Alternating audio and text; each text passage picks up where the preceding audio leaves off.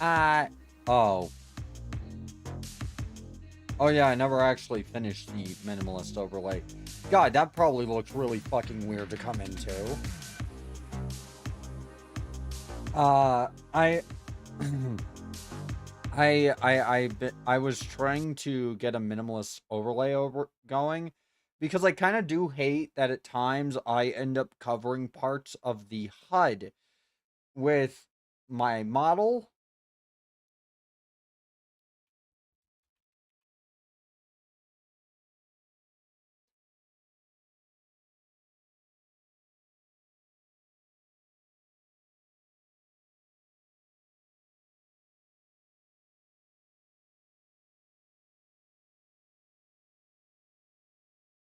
And sorry for going silent there for a second. I'm kind of getting a lot of notifications and I have to fix that really quick.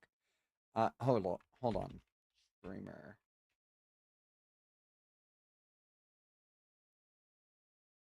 Where's my streamer mode?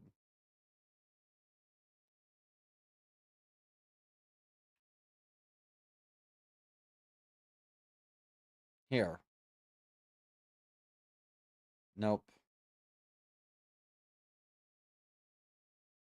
All right. Let me put it on do not disturb. There. Anyways, hey everybody, we're playing Ion Fury today. I know I haven't finished Doom, but honestly, if I do that one, I'm gonna wanna like go to the from the beginning again just because I messed up so badly last stream. I'm very sorry about that, by the way. I just was having some issues that okay, you know, sometimes I wonder why people bring stuff up to me as I'm streaming, but like yesterday. But yeah, we're gonna work on it. We're gonna play some Ion Fury. We're gonna have fun today. Now keep in mind it has been a while since I've streamed this. That is why I'm starting from the beginning, and also because last time I chose a difficulty that apparently is just kind of known for being insane. Apparently, like I chose I thought I chose the difficulty below the one where you die a lot and uninstall the game, but apparently I didn't. I chose the one where you die a lot and uninstall the game. So yeah, we're gonna do Fury. And I'm going to do Ultra Viscera, which is the hard difficulty, but it's the medium hard. About as hard as Shadow Warrior, I'd say, probably.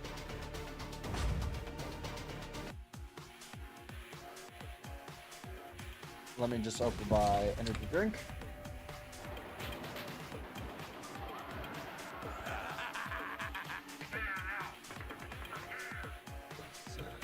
By the way, something I've been disliking lately is everyone feels the need to call me while I'm streaming, you know, like on...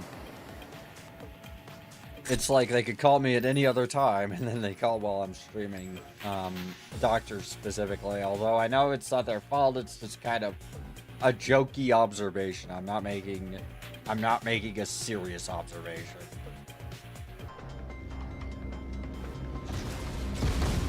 Man, I can't fit a grenade launcher in my bag. I'm so excited to play Phantom Fury, which, oh boy, Yuki saw me play a little bit of that one. I showed her that one.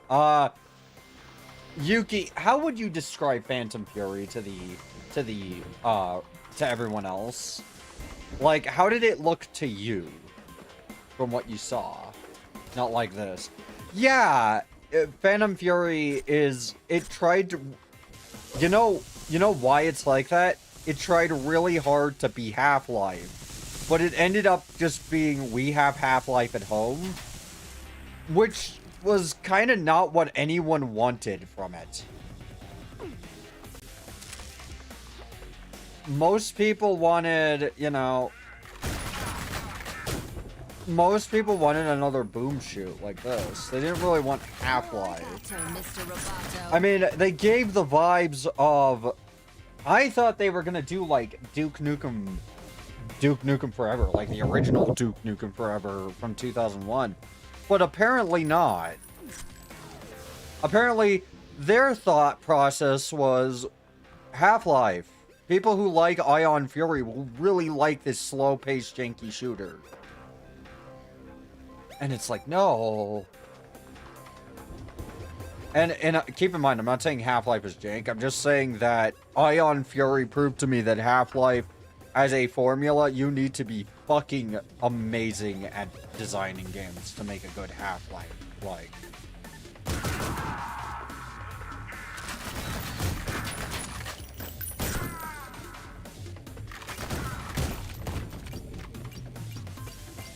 I haven't gotten hit yet. How is that even possible? I never miss. This is Duke Nukem. Phantom Fury is a brigand Oaxaca minus the social elements of it and add in like late 90s, early 2000s FPS mechanics instead. I mean, kind of. However, I feel like Brigand Oaxaca has more versatility in its combat. Compared to something like Ion Fury or Phantom Fury. Just didn't really feel like a... I spray, you pray. Just didn't really feel like something worth the time and effort that it probably took to make. And I'm thinking they... Okay. Did they, like, rush it out? Because, honestly, I feel like it needed about another year in the oven. It felt very half-baked. The shooting did not feel good.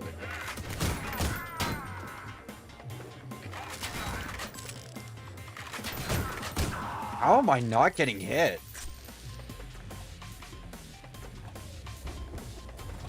Are the hit skids just that fucky right now?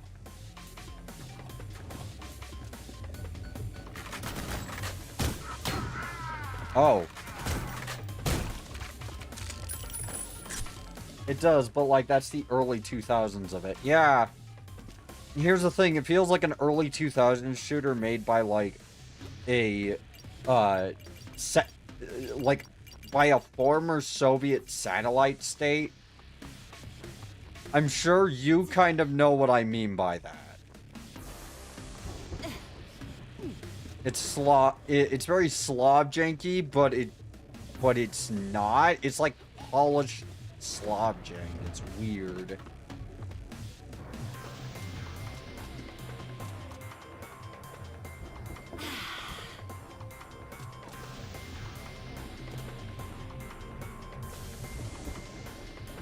It tries this weird mix of ImSim and single A multiplied FPS. Yeah, basically, it's odd. There we go. Where's the armor? Did I not get it? Yeah, there it is. Yeah, it's very weird. It tries really hard to seem ImSimmy, but it doesn't have the interactivity of an ImSim. Public service announcement. Return to your homes or face death. We're taking over. It feels like a lot of the ImSim stuff was just kind of late in development. They were really like, man, Half-Life's really popular, or people really like Half-Life. Why do they like Half-Life? I don't know, probably has something to do with the shooting and gunplay. Nothing else.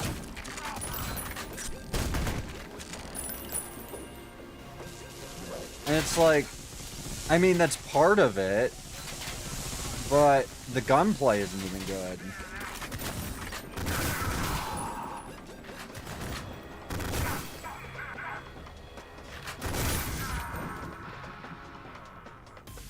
Hold on, is the game too loud?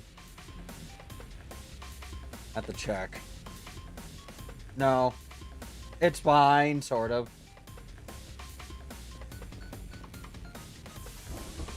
Then like 2 months before, they were like, oh, people really like Deus Ex 2. 2 months before release, rather. Yeah, it just did not feel like anything was really worked on for long periods of time. It didn't feel like a budget constraint. It felt more like, how do I put it?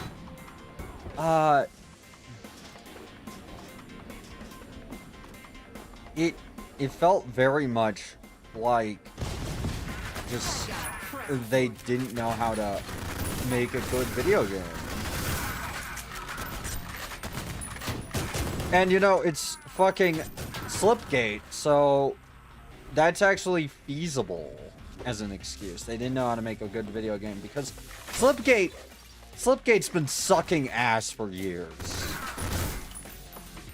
I know that's kind of mean to say, but they've been sucking ass for nearly a decade. Actually, more than a decade. Scope creep. Yeah.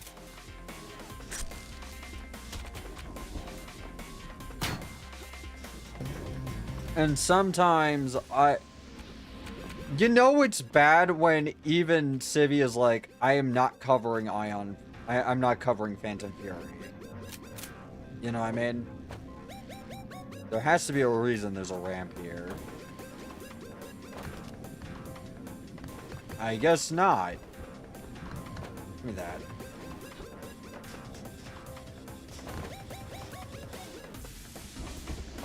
I feel like that should be like a secret or something, but I have a feeling it's not.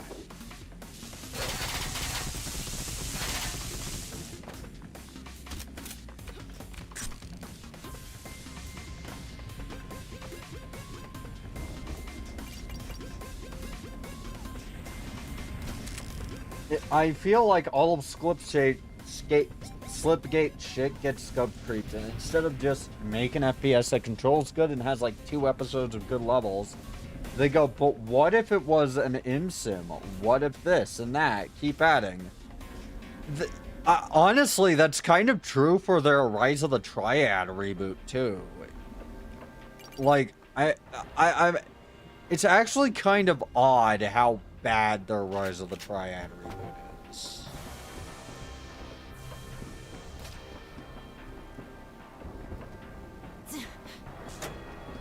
It's a game that seems relatively easy to make. It's Rise of the Triad. It's established. Like, you know what people want from it. You know what they like in Rise of the Triad. So why would you not make it better? How are you fucking it up? This is a game that was programmed on the Wolfenstein engine in a cave using scraps by tech wizards of like 6 people, and you're telling me a 15-person team couldn't make Rise of the Triad?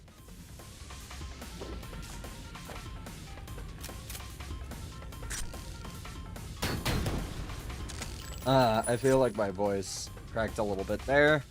I'm having a bad ear day, sorry.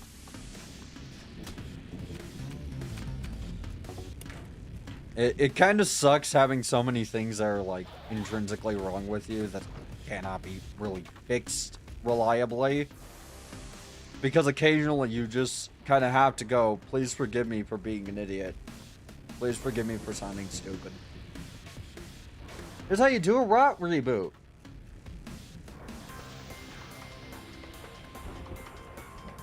Make a handful of weapons people know it for, maybe include a silly new weapon that breaks shit.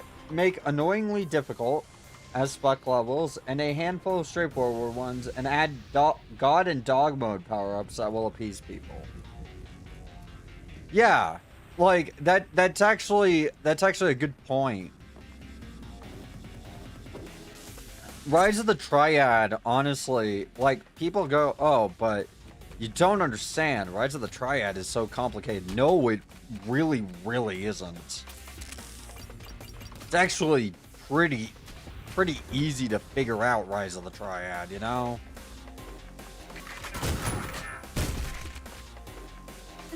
It's like some people make Rise of the Triad maps like as their first like thing ever. Some people make Duke Nukem maps as their first thing ever.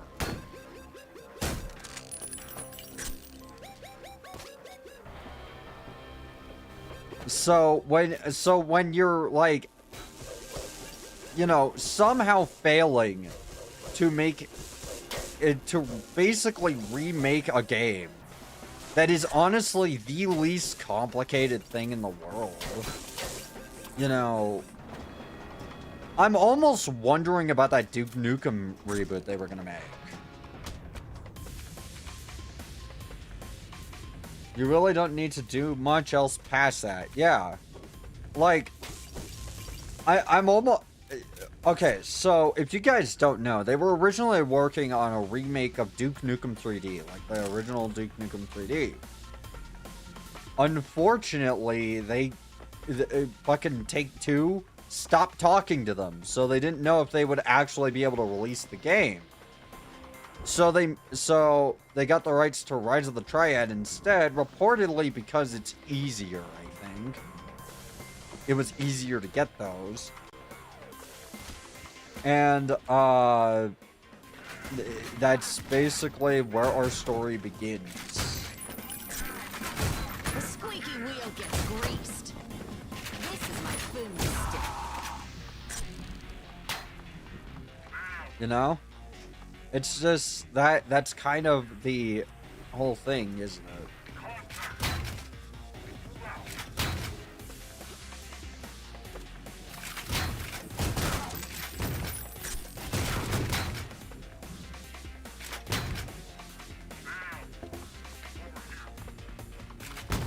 Just if you don't actually know what about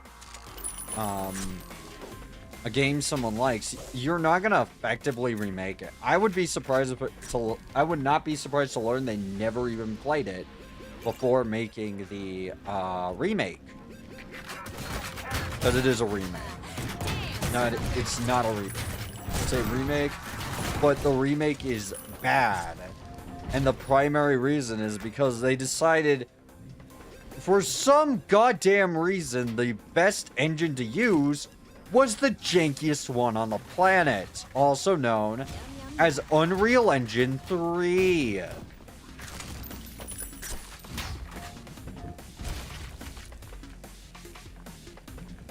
Unreal Engine 3, if you don't know, is known for having terrible performance issues. Like, it is known for running like absolute dog water on pretty much everything. I wouldn't be surprised if it ran like dog water if I ran Unreal Tournament 3 today. Like, it is because it doesn't really, it's not an optimized engine. It had a lot of effects pre-built in that you cannot turn off. And also, people that actually are big rock fans are ludicrous fans. They want it to be like that. Yeah.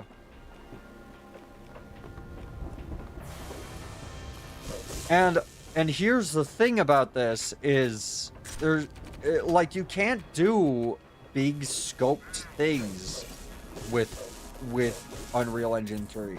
You can't really make like decent level design with it, because rendering the entire level is kind of impossible. So trying to make a boomer shooter in Unreal Engine 3 is kind of not gonna happen, you know? It's like trying to fit a square peg into a pinhole, essentially.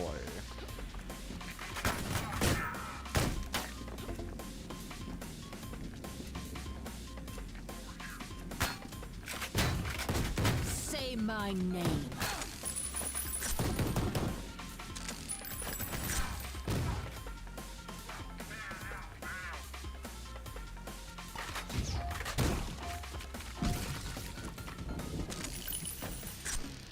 You know, and you just can't really use an engine like that when you know that there's gonna be a lot of performance issues with your engine. Don't use it. doesn't help that one of the weapons they made in it, which was a shotgun called the Doomstick, is a shotgun that fires missiles, the most intense, like, weapon to render, like individual little missiles that you would never even see. They didn't use flatjets that are instant kill, they used missiles. And it's really jank. It's the frame killer for a reason.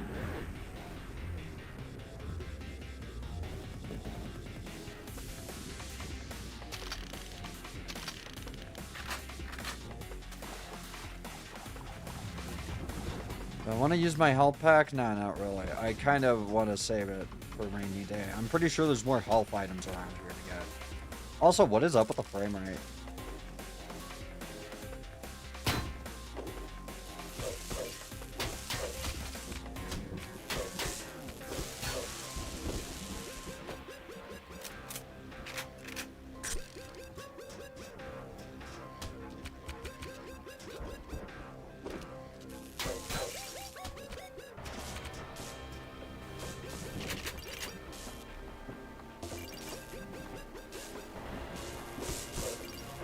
But yeah, like, you can't, why did they, like, you know, make it missiles? You didn't have to make it missiles. That's really performance heavy and just kind of odd to do.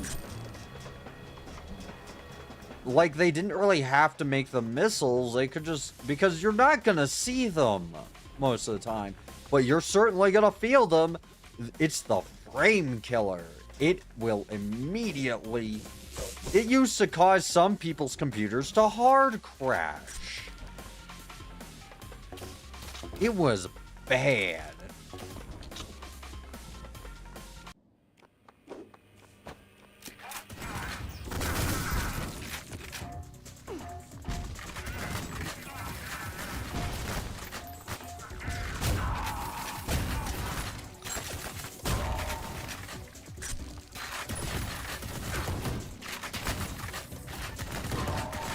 The frame killer.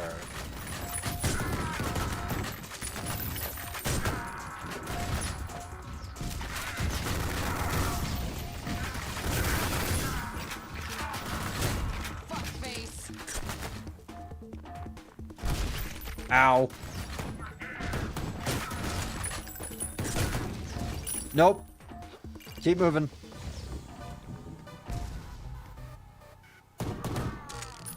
There we go, got him.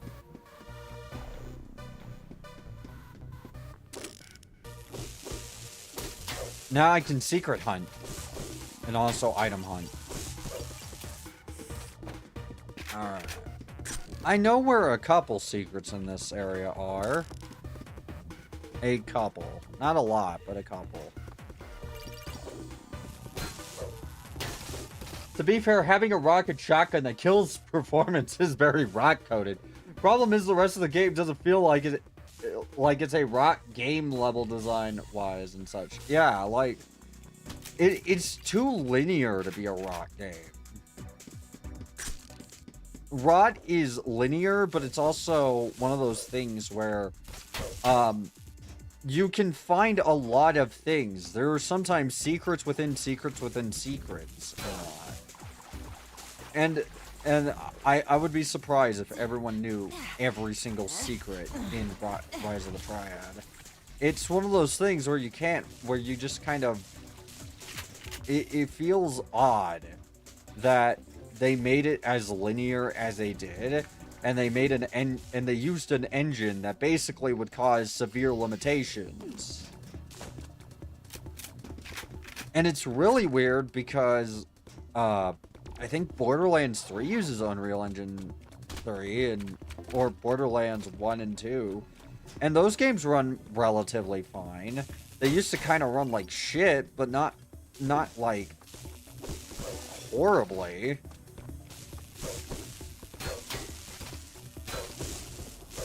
And those games are open world for the most part.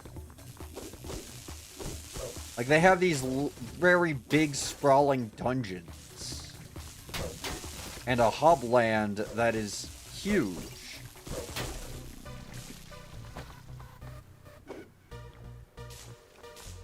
Yeah, and like it's not even like big open levels either. It's like one one of the key aspects of Borderlands 2 that was brought up to me as a selling point is that you have basically a giant open world with quests you can just find at random.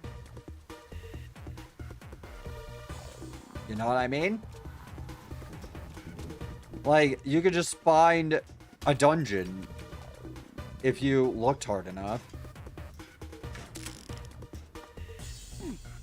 And like in Rot's levels aren't that fucking big.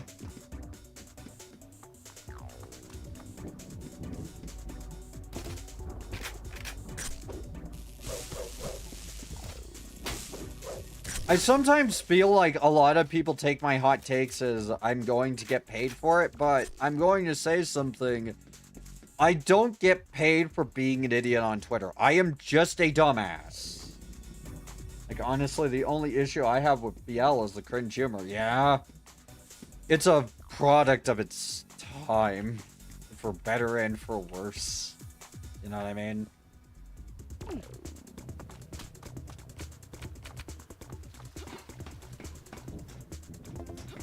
It's one of those things where when you play it today, you start to think to yourself, why would anyone write this and be proud of it? This is insufferable, you know? But back then, it was pretty novel to copy Whedon.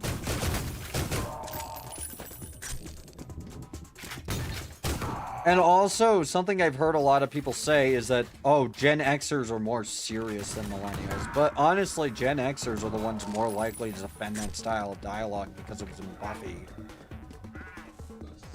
From what I've seen. It is mainly Gen Xers defending that style of humor. I really hate the common but also false perception that Gen Xers are just people who are mad at the world, are people who are like rebels. Assholes. You know, rebels in the world without cause, and it's like, not really. That is not accurate. Oh yeah.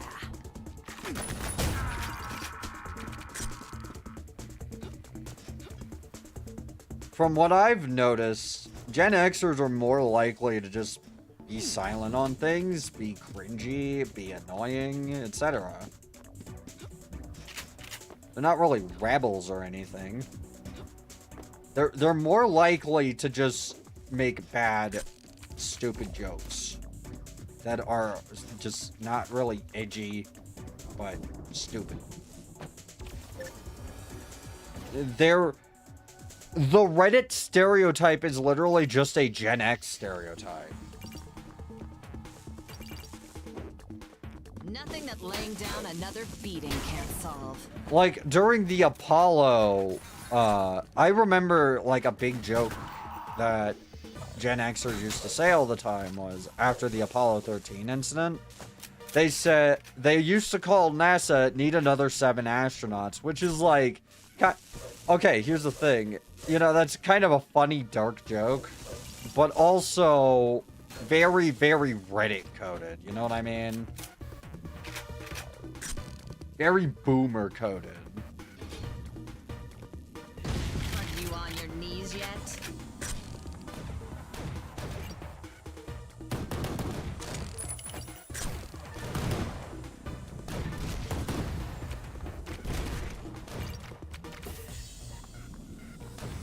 There's got to be a way up here. I think if I take this trash can and move it over...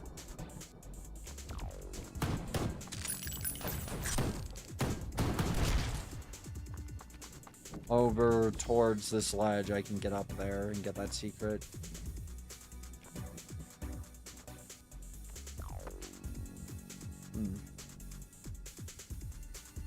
How do I get up there? Because I know there's a secret up there. I've seen it.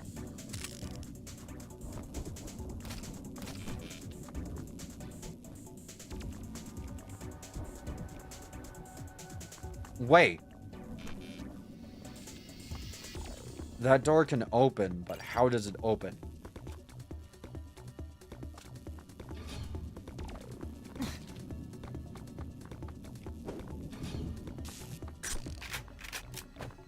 Okay. We're going to do the bowling bomb because we're gonna do the bowling bomb as much as possible because that's one of the things they fucked up in Phantom This is Fury. your final warning. What are you gonna do? Send me to my room?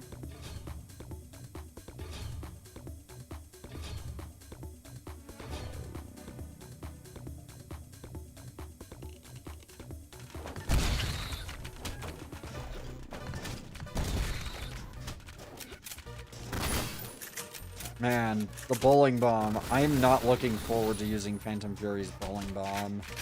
They ruined it. I don't know how you make a, like, tracking homing bowling bomb not work in 3D space, but work in 2D space. I feel like that's really easy to do, actually. I feel like that's the most absolute basic.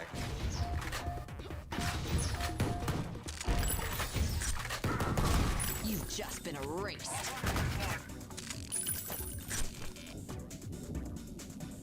Come on. How do I get... No, seriously, how do I get up there? I tried the thingy there. Didn't work. Over here? No.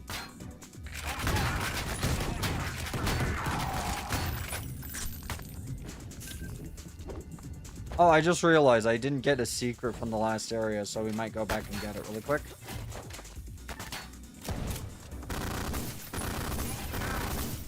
You're terminated, fucker. Fucking Shelly's lines are pretty good. I actually do like Shelly's lines a lot.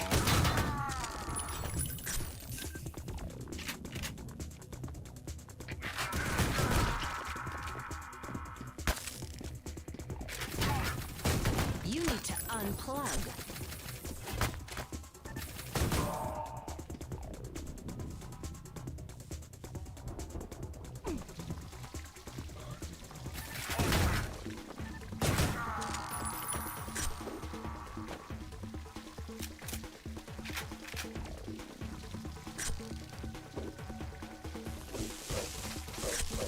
Although, Shelly's lines are really just movie quotes. Just like Duke's are. The thing is, your Terminated fucker is actually a line from the very first Terminator. Which is weird to reference, because that wasn't a horror movie by any stretch of the imagination. Are you on your knees yet?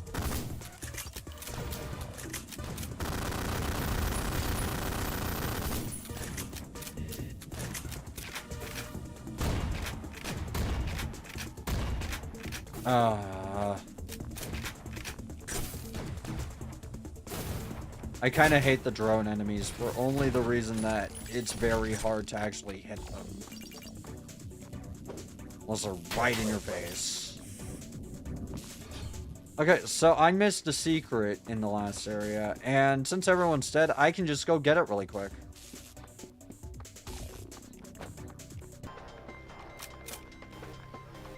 I know which one it is, too.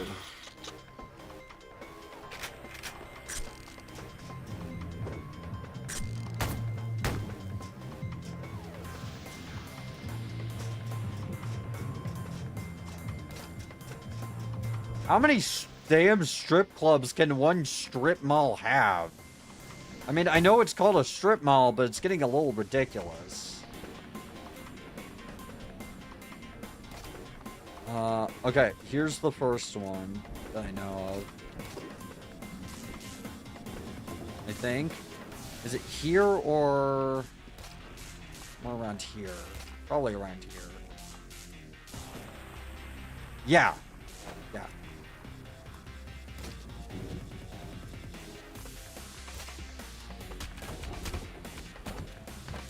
Oh, wait. Or do I blow up the wall? Because oh, there it is.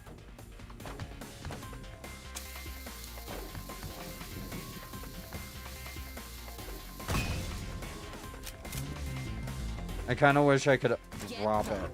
Yeah, cluster pucks. Cluster pucks are the best weapon ever. They are awesome.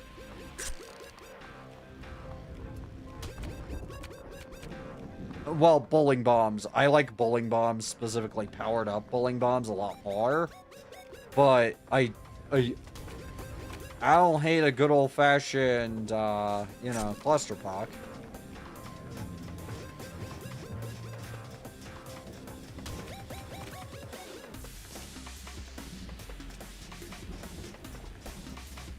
Any more stuff here? By the way, Phantom Fury just doesn't do anything right, because they have Dopefish in it, but it is the worst variant of Dopefish I've ever seen. Because it's not Dopefish facing from the front, it's like the side. It's Dopefish swimming, you know... It's Dopefish from the side, which is, like, super weird.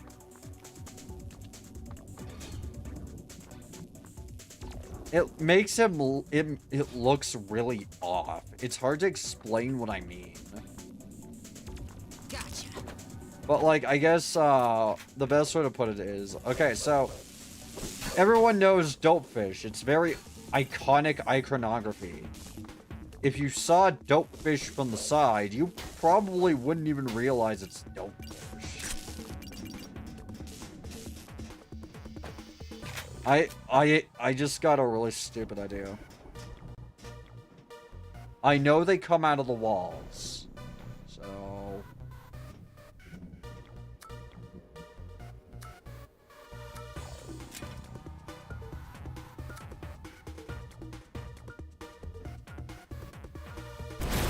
Oh, not what I meant to do! Fuck!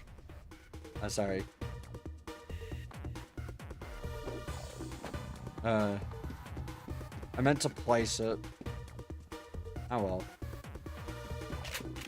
well. I almost deathless level 1 ran, but that sucks. Oh well.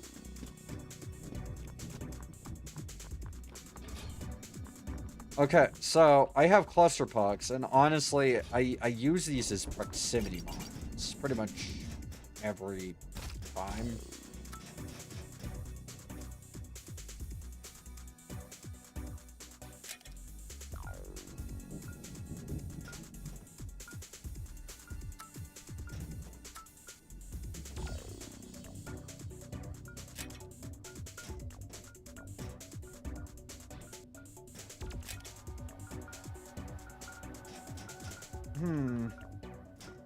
And, for maximum coverage, I think we need about one more right here. There we go. Sit down, little girl. This is your final warning. What are you gonna do? Send Let's me watch. to my room? Ready to see some fireworks, everybody? Assembly required. I mean, yeah, that hurt a little bit, but I really don't care. That was awesome.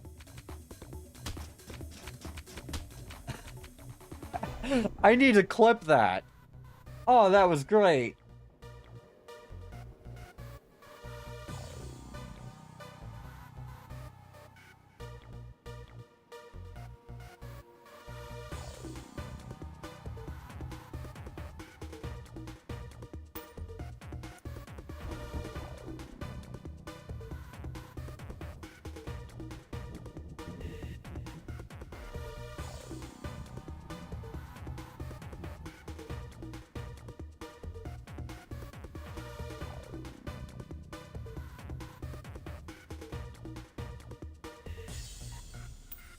Okay, I clipped it.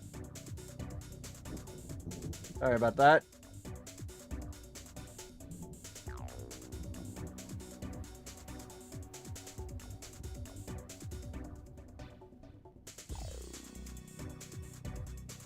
But yeah, that was cool. Let's not dwell on it too long. Let's move on and do more cool things. Do I want to use a med kit? Probably not.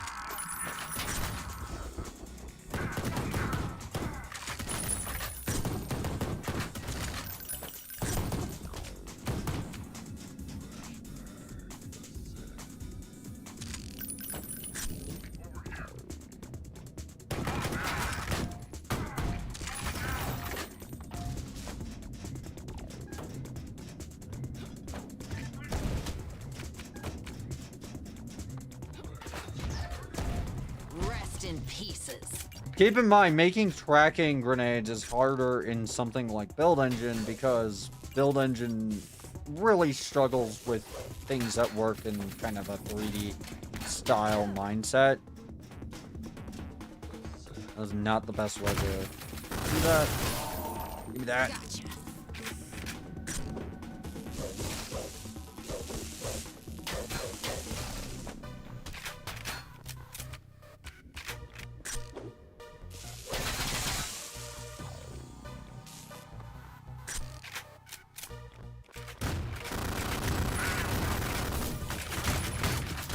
I missed every shot with that. Akimbo's not great for precise hits.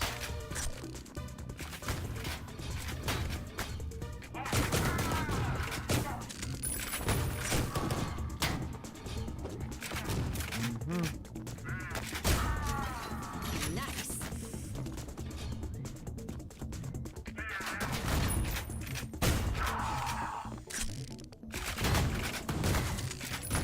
Ow, fuck. That wasn't the greatest way to do that. Anyways, I think I can get away with using 2 cluster pucks. What's the cluster pucks alt fire? Is it cluster bombs? Hold on. What the hell is wrong with, like, Edge?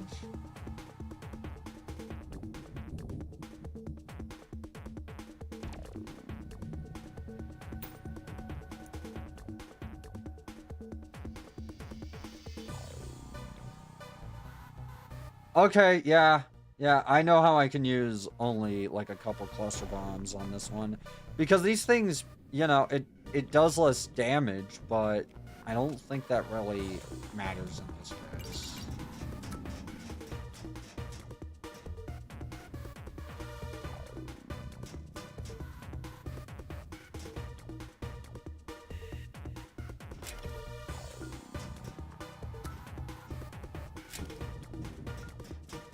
Let's try that. Sit down, little girl. This is your final warning. What are you gonna do? Send me to my room? Come on, do it. Yeah.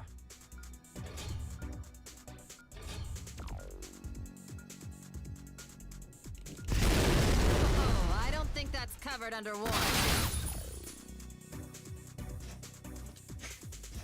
That was awesome. These...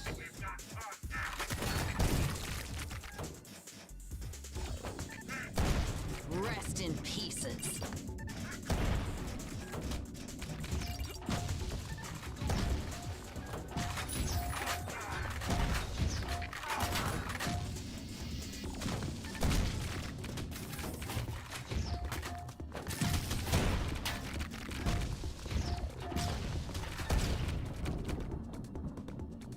That was fun.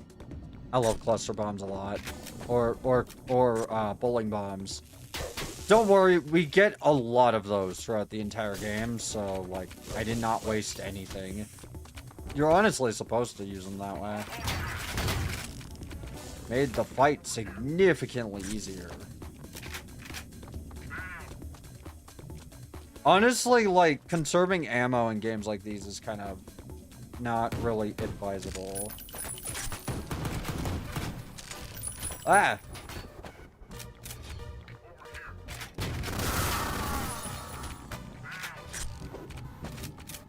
2, 3, there. Recruiting machine. I don't really know what she means by Lakutin machine, but...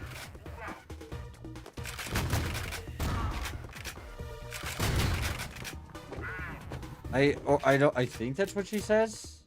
Maybe?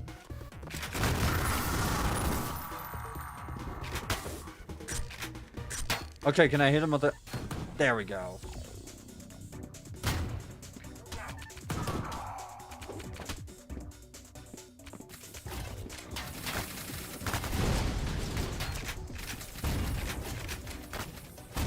We're done when I say we're done.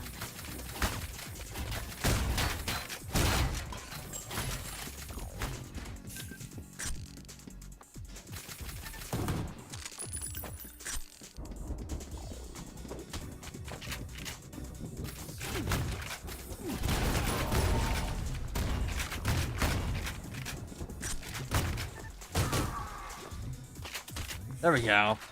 Hell yeah. We're doing good. I've died a few times, but like I feel like I'm actually getting better with each death as opposed to just stewing in it, which is good. However, I hate having to do this part again. Okay. I mean, I don't hate it, but like...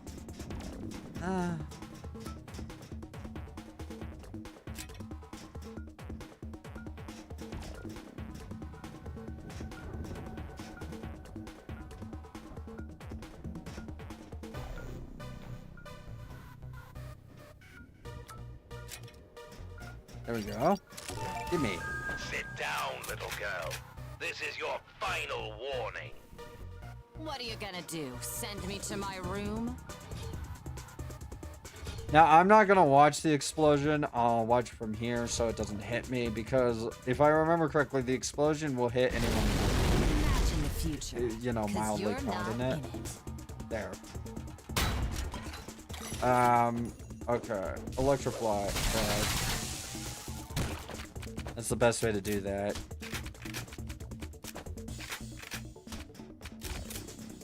Honestly, I don't even need the bowling bombs for this. Consumer models.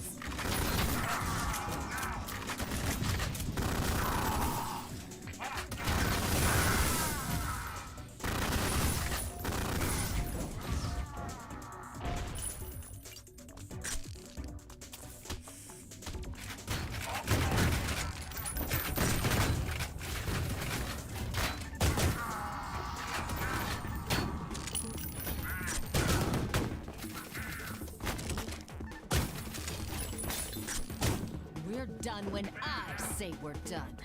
I really want to make a lore video. This is probably a reference absolutely no one will get. It depends on how old you are, I feel.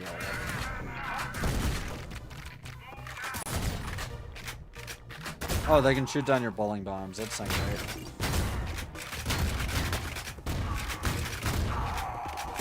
I like the way you die.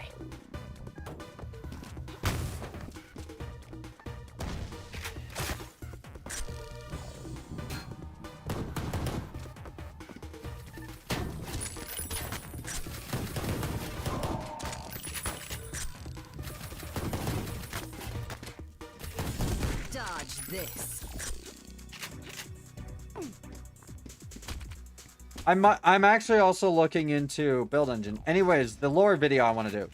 I want to have a lore video where at some point I pull out a ridge mounted like grenade or mortar launcher or whatever and shoot a guy with one round, and then it just cuts to black and then it just freeze frames with the words Junie Spectra turned herself in after the incident. She is now serving a life sentence. No one is going to get that. It is a movie that's only memorable for not having an ending.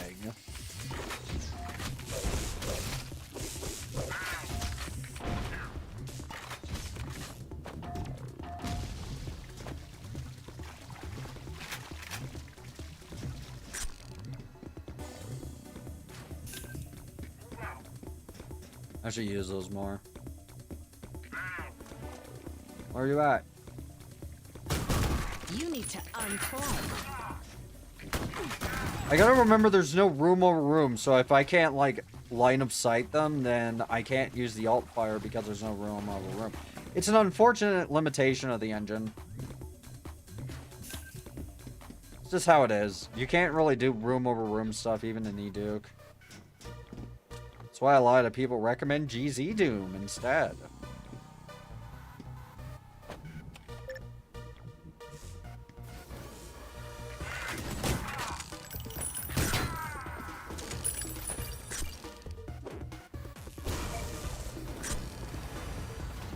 But yeah, like, that movie, I don't even remember the name of the film, is the worst part. Oh, that's an actual elevator, There. I think. Is this a teleport or an actual elevator? I think it might be a teleport, yeah. I don't like breaking the magic for it.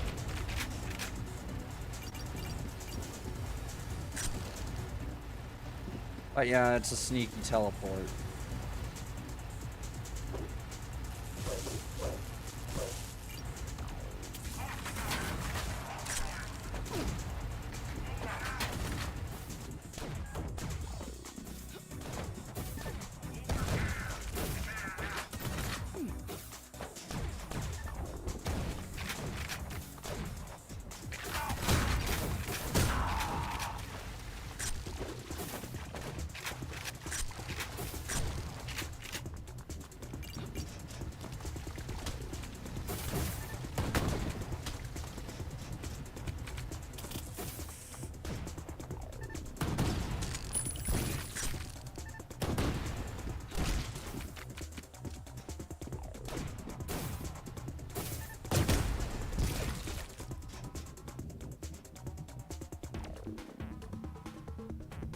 I swear I heard one more.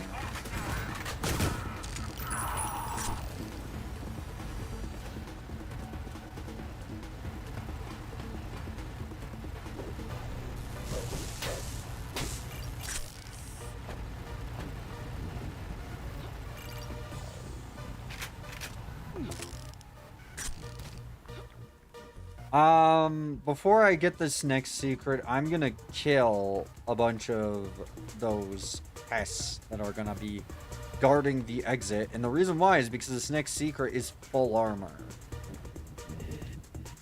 Which I don't know if you know this, that's really good to have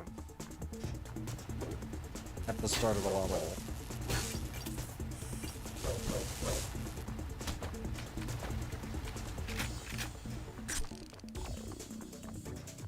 Where's the service ladder? Oh, over there. And just really quick, make sure I got everything. Yeah, I got all the vents. Okay, good.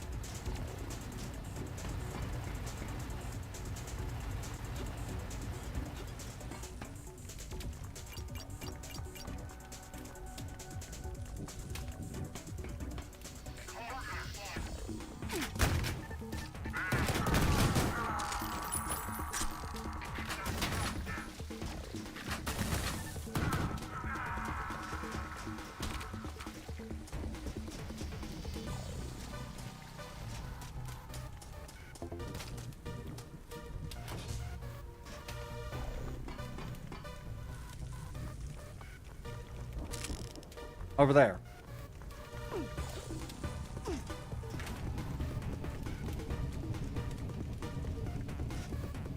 Oh, fuck.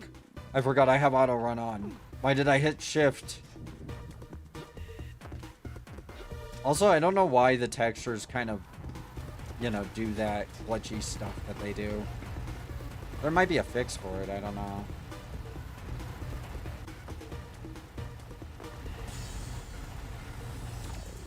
Above, I think. No?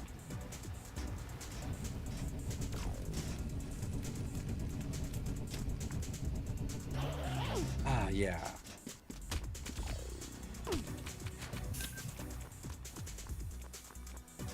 And now scour for maybe some med packs. So I can have full health going into the next level. Or stems. Anything works.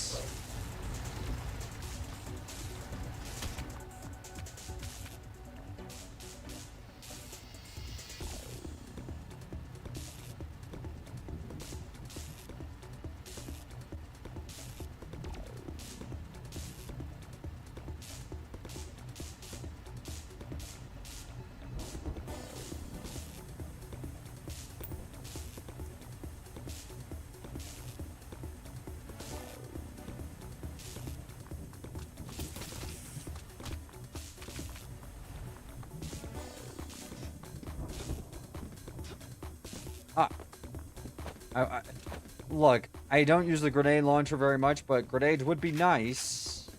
How do I get up there? Why am I so bad at, like, just minor jumps?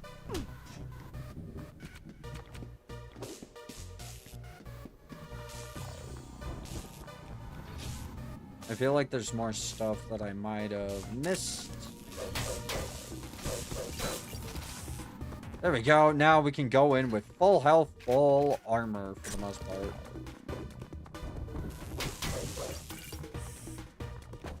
There. Wait, is that Shelly's decapitated? Oh my god, it has like little blood stains on it in the bottom right. Jesus. Hold on, let me show you that.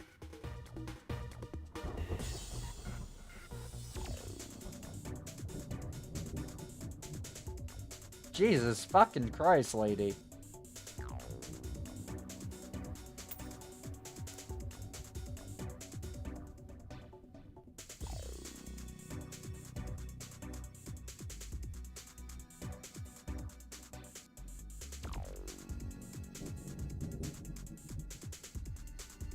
Hold on. I'm sending someone something.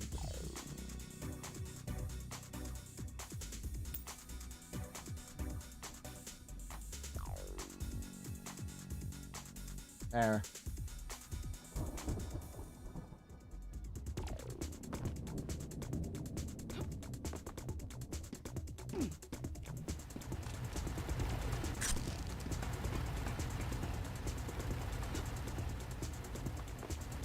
Alright. Oh, there was a med kit right there. I could have just taken that. Oh well. Let's go. And yes, I am gonna have missed some secrets. I learn new secrets every time I play, but damn, only 5 secrets this time. Pretty cool. Ba-ba-ba-ba.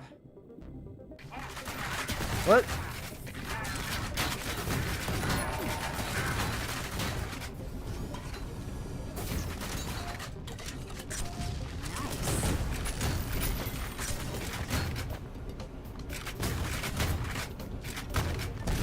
Oh my god, the is toast.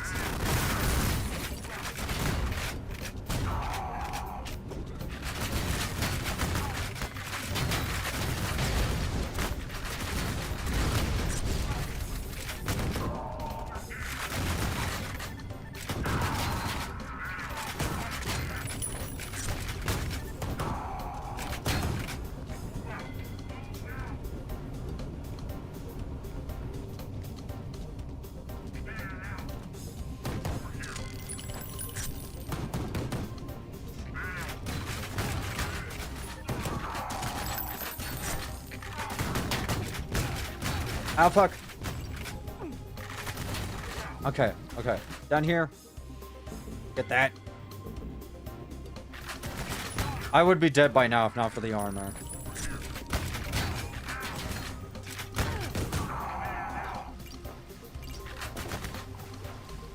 Oh, God. 69 health. Nice, nice, nice, nice, nice, nice, nice, nice. Give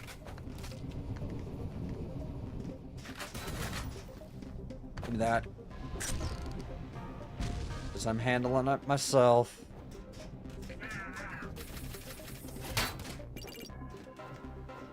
I heard that.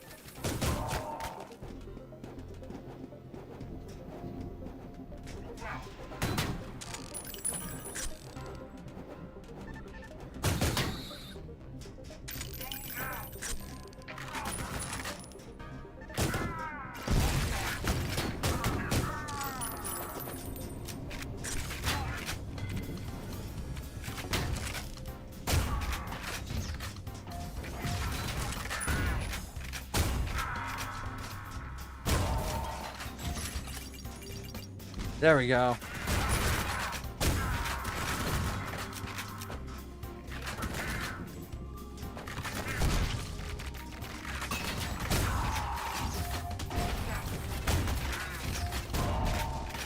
I need that ion bow really fucking bad.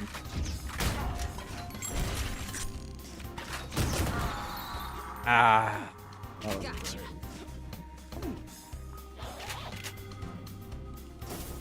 It's never great to, you know. Well, this is headed in a familiar direction. Nice. Give me that, give me that, give me that, give me that. It's never great when you immediately get, like, grenaded right to the face, right to the dome. Honestly, I'm glad it didn't kill me, though.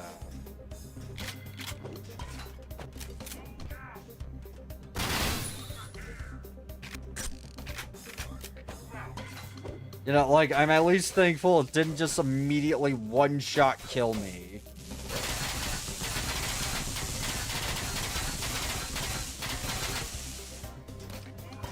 By the way, if you don't know how that attack works and why it makes those weird sounds, I actually have an explanation for that.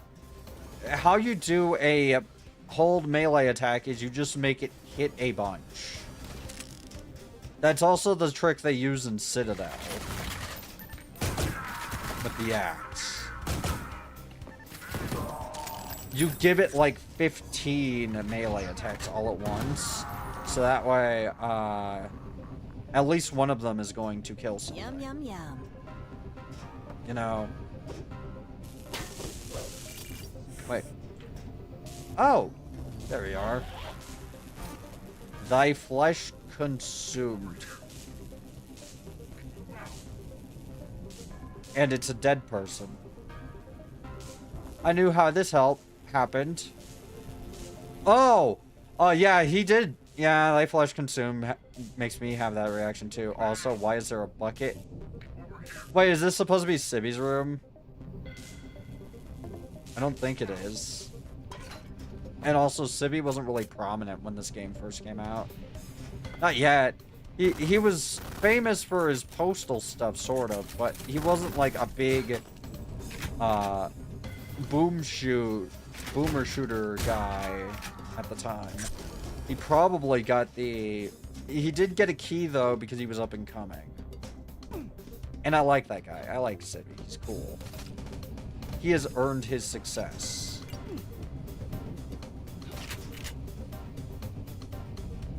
Through absolute flesh, blood, and other fluids that I can't say on here. Unless I really want to age restrict my thing, even though it is a mature rated game. I feel like I'm already kind of age restricted and deboosted because this game... by the way, I need to talk about what I mean by that when I say that. Basically, if you guys don't know, when you, like, tag your content in the algorithm, there's a reason, like, a lot of, you know, people who do very sussy content, don't tag it, and the entire reason is because they're basically working off of a blurred line of, well, what counts as a sexual theme. And unfortunately, a lot of the times, that isn't very well defined. It's kind of a vague thing, from what I remember. Like, the sexual themes, sexual themes label is very vague. I know how to get it. I just have to actually manage it. You know, sometimes it means sex ed, sometimes it means, you know, you say a fuck word, sometimes it means, you know, using a ball gag as a joke, etc. But, like, I've noticed it's very inconsistent with enforcement.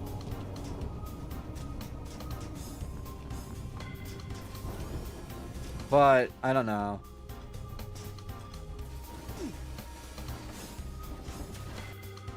I was told that you had to tag all your stuff if you knew you were gonna do things that are very kink coded. And I've noticed a lot of people don't. A lot of kink coded streamers do not tag anything. And I know what you're thinking. What is kink coded exactly? Kink coded is basically when you know that you're doing something that is a fetish in every sense of the word. There is no safe for work connotations with it. It is a fetish, and you know it's a fetish. But you try to argue that it's not. Because, you know, well, they would know it's a fetish. And it's like, Okay. In my opinion, I think if your entire business model is yellow access card, where I didn't. Oh, I have a blue one, not a yellow one.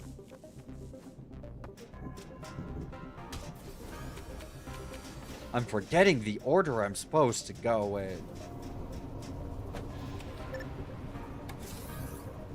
And it's just, I don't really like the idea of, call me a Puritan all you want, I don't like the idea of using Twitch as a means to just get more people to your, you know, spicy means of content creation. To get people into your more overtly, how do I put it without sounding like a prude? Overtly sexual content.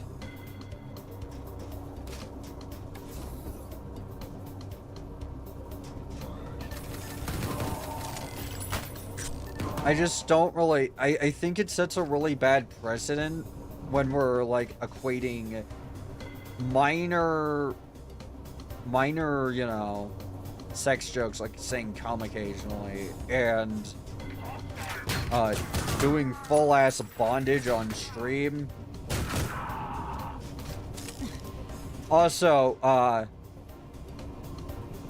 you know, she claims she didn't know it was sexual content, but like it's very clearly sexual content. Like, holy shit, you're an adult. You're not 5.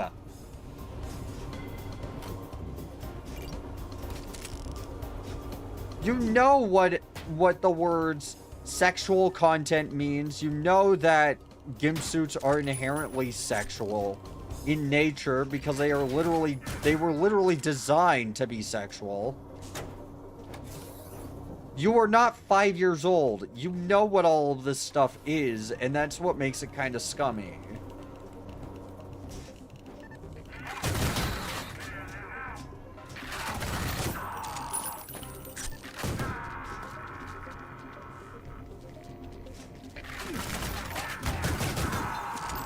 There we go.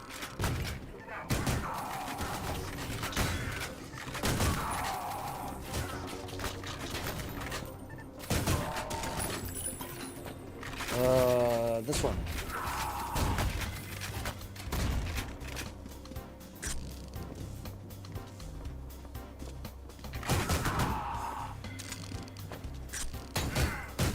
Laputin machine. Laputin machine. What does that actually... Is that a term? I've never heard that term. Ever.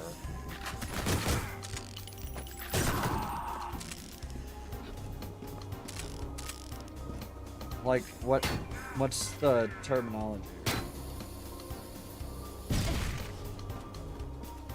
Oh. Just blew a hole through the level. Okay.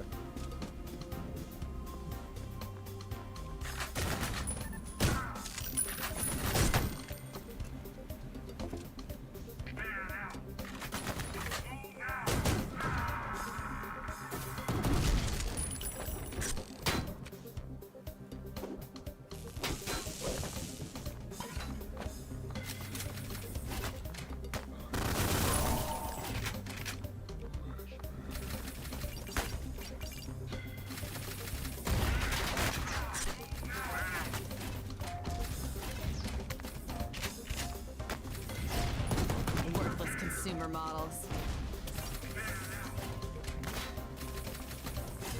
But yeah, there's a lot to be said about things, and I don't know. I just don't really know like any of what that stuff means. And yes, I have read the TOS thoroughly, but the issue is that here's the thing, defining sexual and like comparing jokes to someone doing like flat out pet play on stream is a bit weird. Nice. I don't feel like that's a hot take.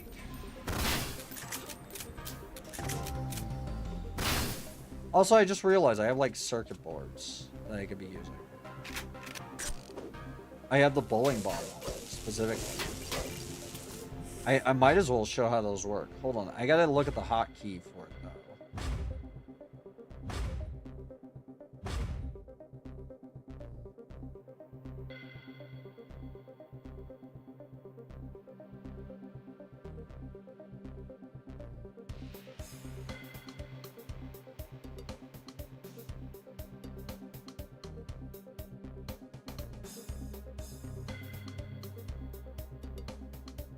Cause it's use item basically, but I forget what they made use item in this.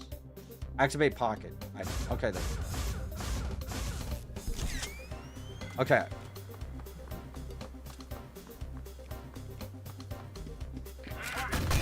It's a shame you can only die once.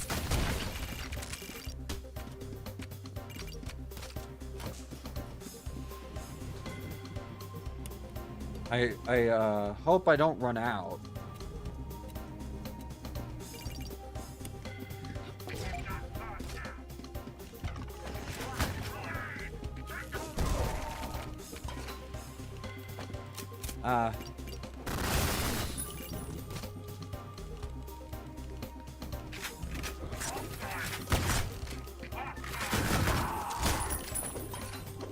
Electrify on this because usually it dies in one hit with it. I got an achievement for that.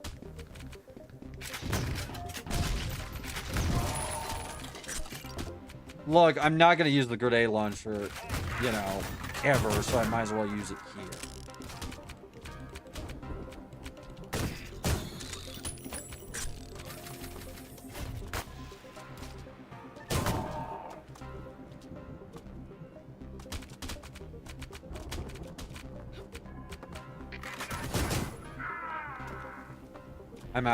I'm almost out of, how am I almost out of revolver ammo? I'm realizing I use this thing way more than any other gun. I have more shotgun ammo for it, you know, than I do Loverboy. I'm using the Loverboy a lot.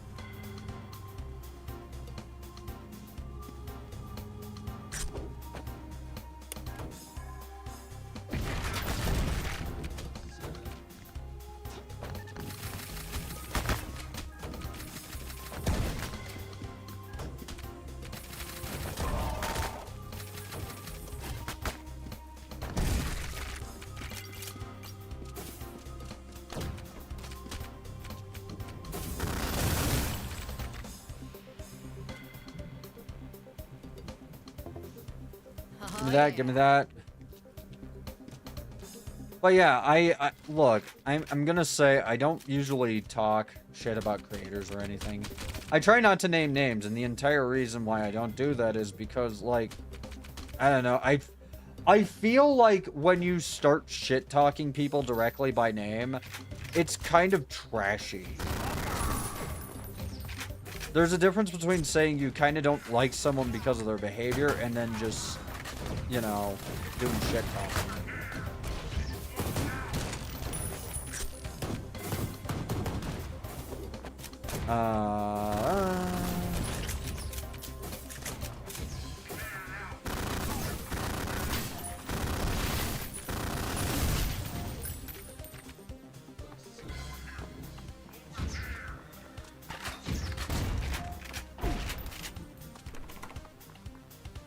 What's over here? Oh, that's a door that I cannot open.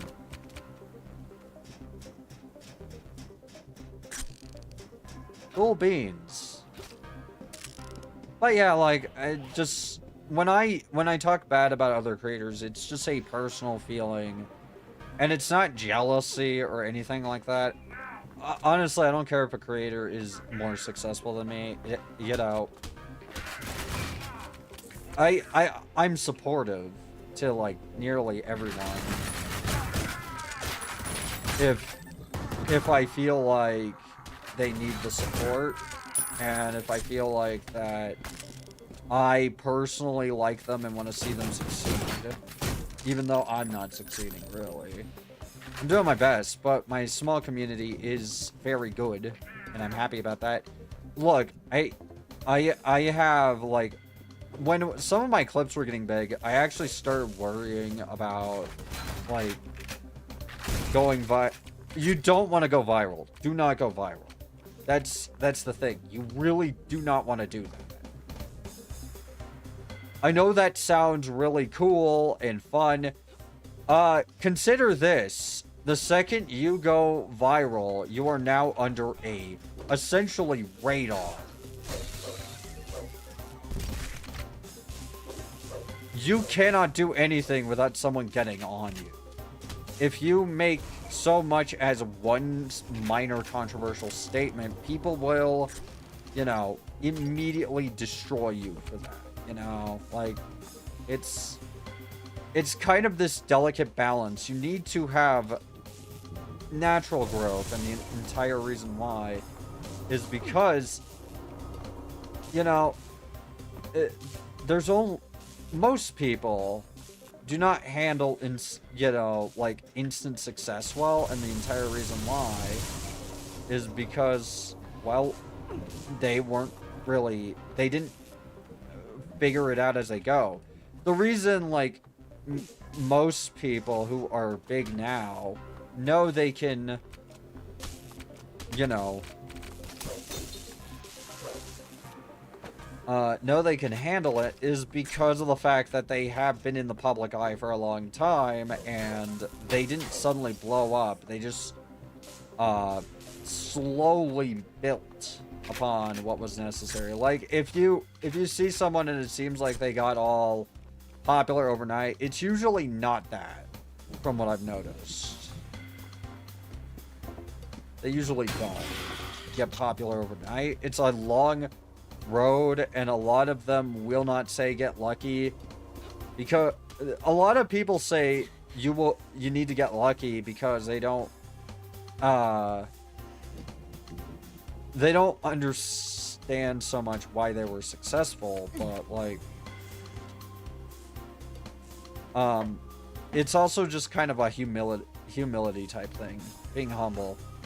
They don't tell you that a lot of them spend at least 50 hours a week just editing content and figuring out what works and what doesn't, you know?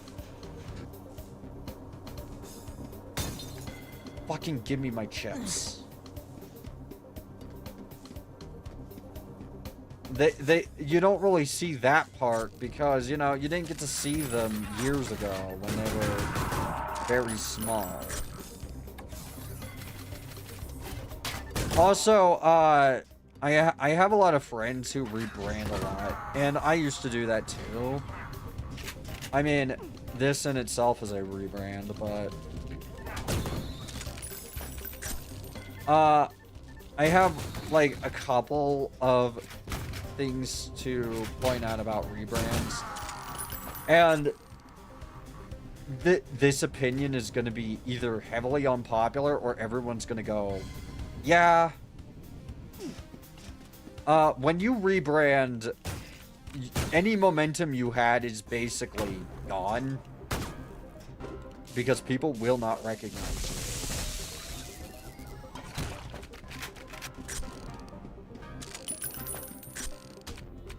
you. When you rebrand, you don't have any way to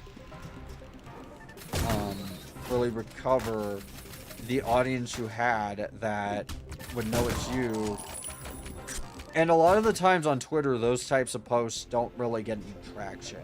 You know, this is, you know, this is so-and-so, I have rebranded. And a lot of people make a very simple mistake that I need to point out. If you're rebranding, it's best to tell them on your main account as well as with a stream.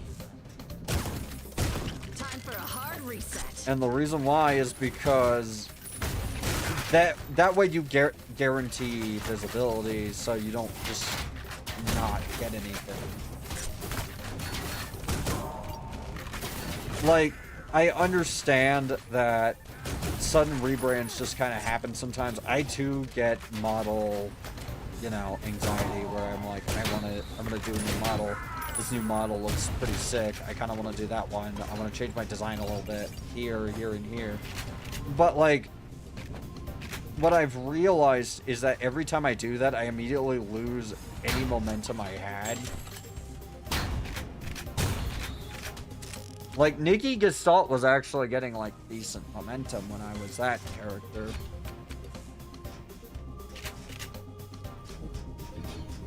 Because when you rebrand, you basically are rebuilding your entire audience from the ground up. Yippee-ki-yay, motherfucker. Wow. And That unfortunately... sucks. And the shut up, Shelly. Shut the fuck up, Shelly. And the unfortunate reality is a lot of people recognize people online not by name or voice, but by character design. Profile pictures, you know. Like, one of my friends rebrands a lot, and I've honestly legit lost track of what he's doing. I've lost track of his rebrands. So, yeah, that's why I'm probably not gonna rebrand again if I can help it.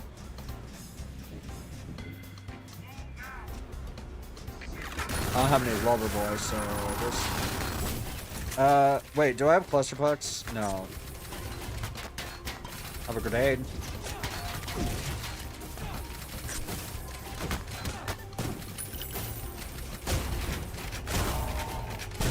The alt fire, if you don't know, uses a lot of ammo for the lover boy.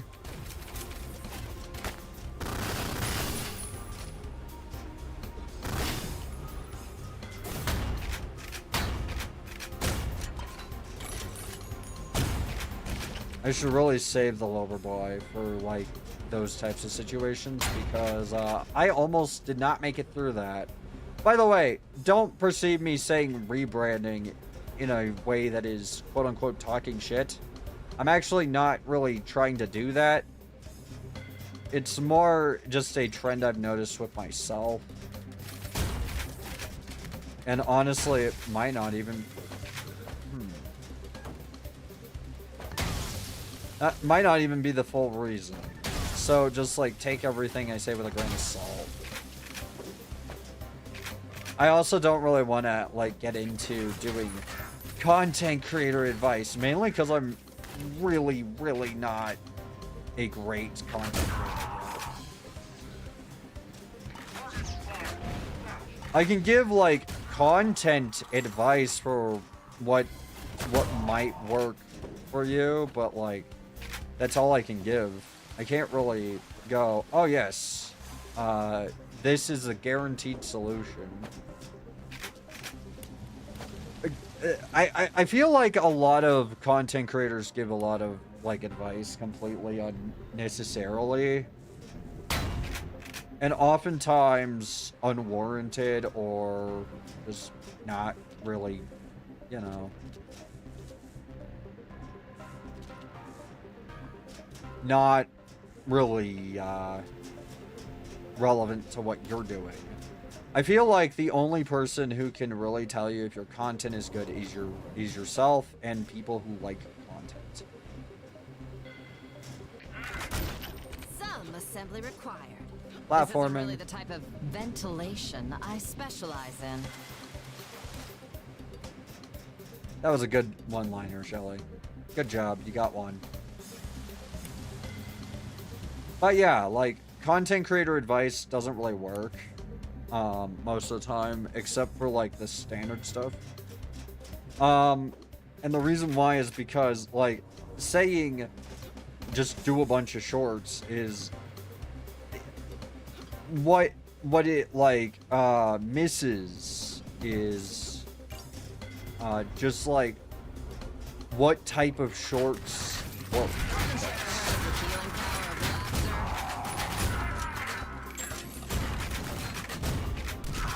That wasn't really relevant to anything, Shelly, but... no! Oh, fuck! Oh! I wanted to get the fucking, you know, armor, but Rest. This immediately... isn't really the type of ventilation I specialize in.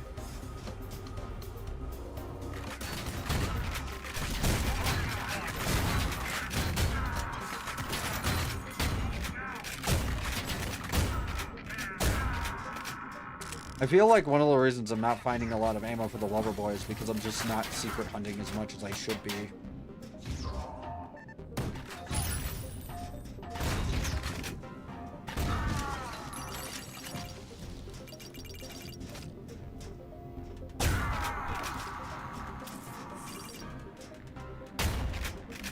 Oh no!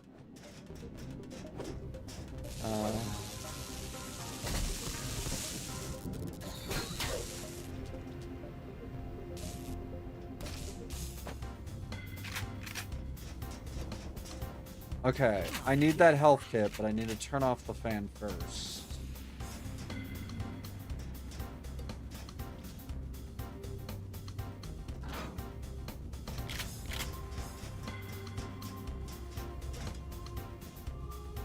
I really needed that. Secrets?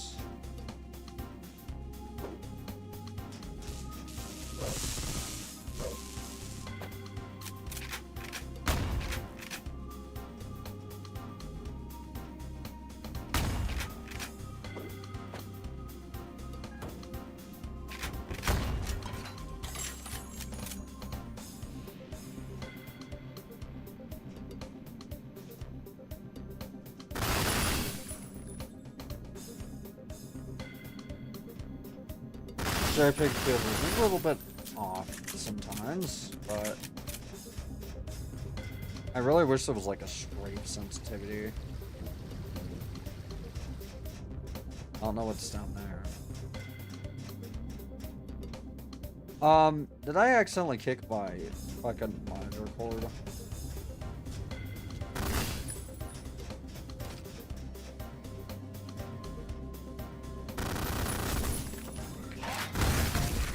Fuck!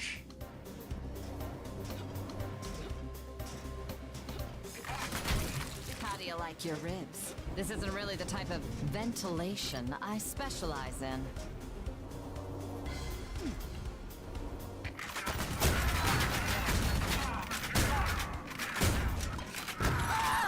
Ow. I don't know why I'm fucking that up so bad. Maybe bowling bombs will help? Now you gotta keep. This isn't really the type of ventilation I specialize in. No! No! Oh well. Okay. I will admit that the meat grinder is getting me really good.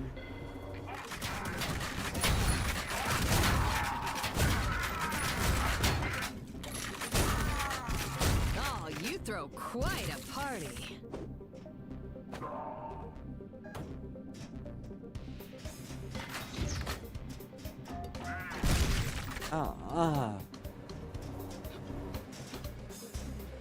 I'm not really getting mad or frustrated or anything. I'm just like kicking myself because a lot of these are just obvious problems that I could be fixing. Why is my shotgun not killing things in one hit anymore? Fine.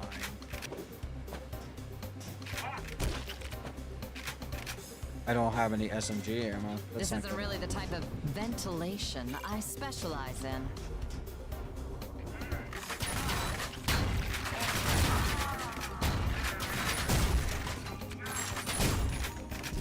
Oh, you throw quite a party.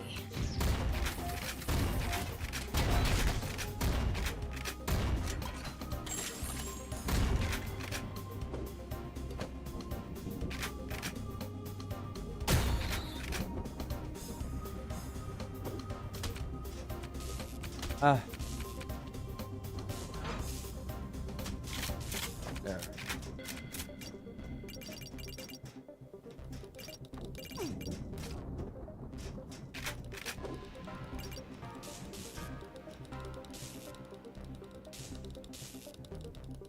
I hear the legs. Those spindly little legs just clicking on the damn floor. Oh. Okay, right. There we go.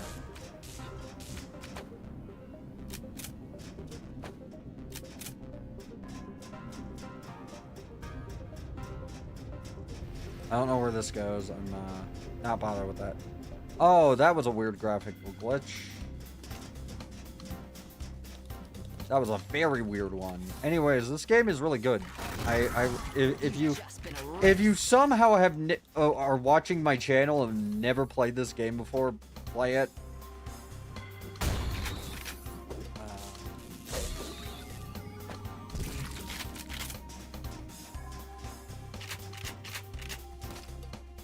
Like, I don't know how you would be doing that because, like, come on. I know people who watch me are, like, between the ages of 21 and 35. At least from what I remember. From what I looked at my analytics. I do look at my analytics, but I don't really look at the numbers. I just kind of look at what's, you know, things. And I don't base my success off of numbers. Which, I'm not gonna say, like, oh, that makes, you know, don't worry about numbers at all. Mainly because that is one of the least helpful pieces of things that I've ever heard be touted as guru self-help type shit. Oh yeah, just, like, don't worry about the numbers, bro. Forget about it.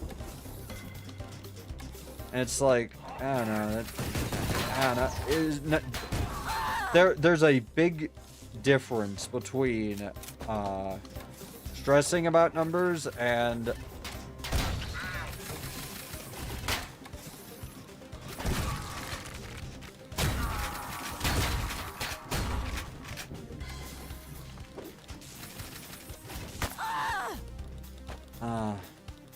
meat grinder.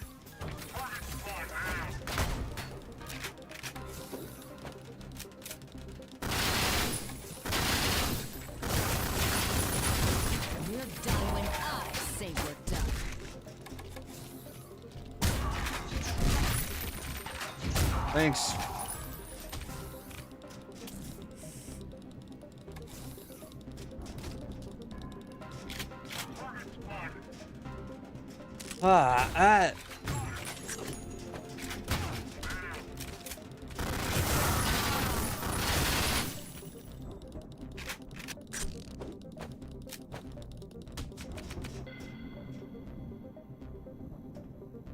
Murder Pete in this room.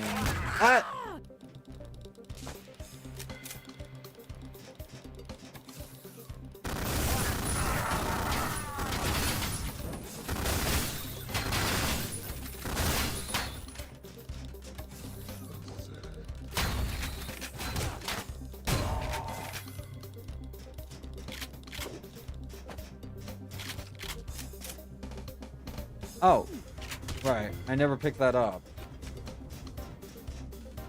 Wait.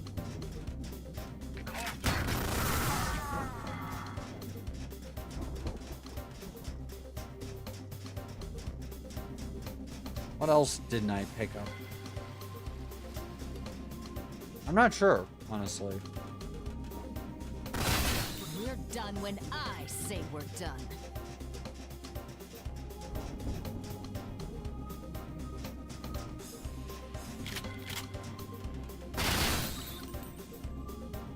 How do I use the rangefinder?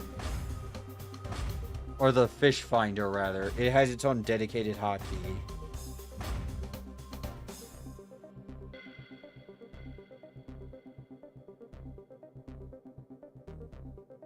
Radar is its N.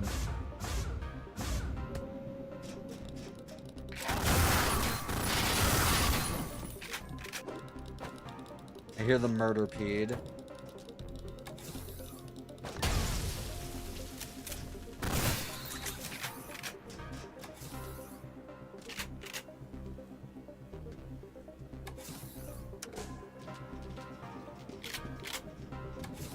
I do like the name Murder Pete for them. I feel like it's fitting.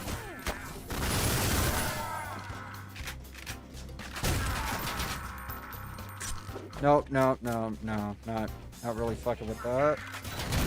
Clean up on aisle your ass. That hurt, like, really bad. Oh, God. I'm dying.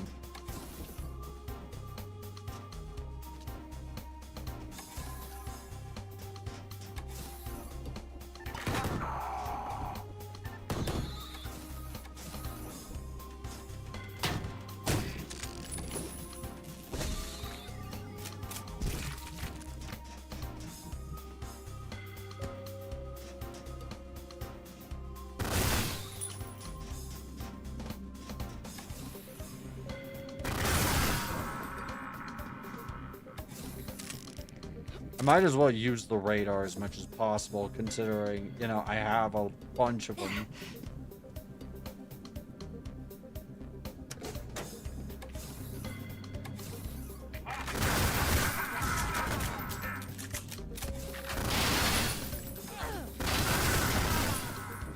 I don't really like the fire weapons because they hurt you.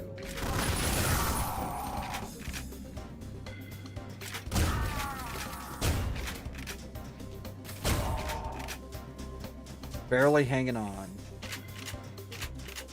I need to find, like, secrets or something that give me health. Oh, God. Oh, come on.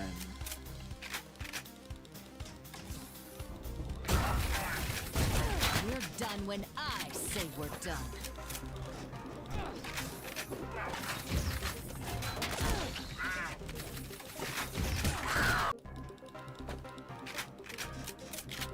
Okay, I'm just gonna go get the health item here. So I can try and survive for a little longer than 5 seconds.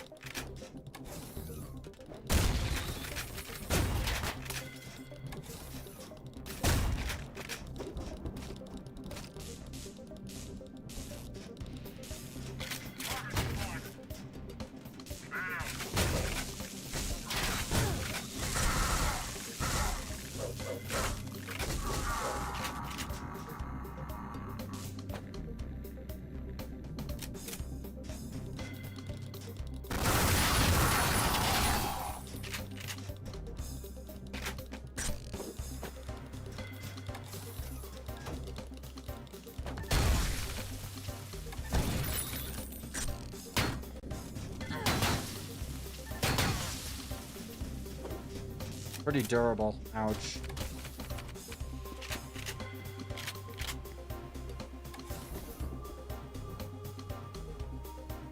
Paramecium. I forget what that's a reference to.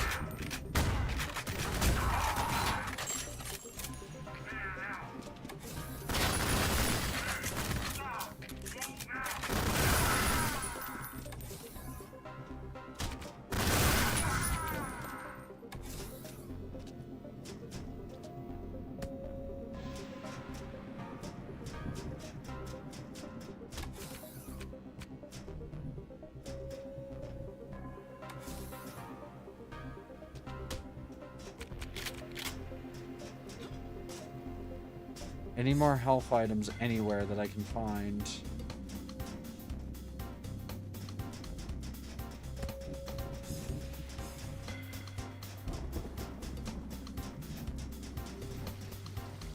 I need to, like, look into the API for the graphics because it might be that. The whole weird shifting thing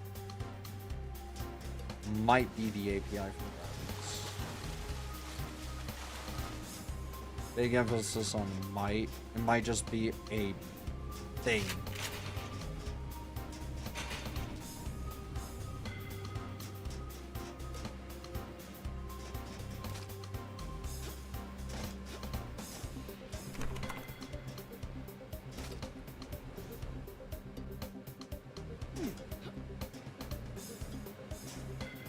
I guess Shelly is very easily stopped by an employees only sign.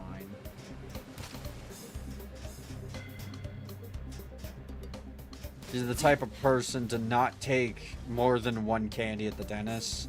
When they have like a bowl that says take one, she takes exactly one. As opposed to one handful, which is what most people take.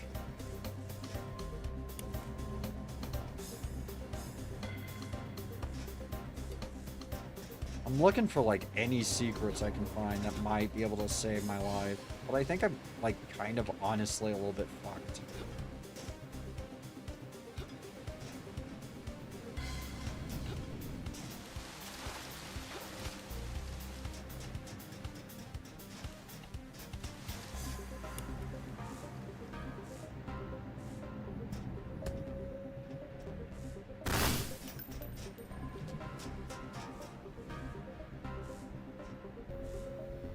I mean, I see, like, items on the map. Loverboy ammo.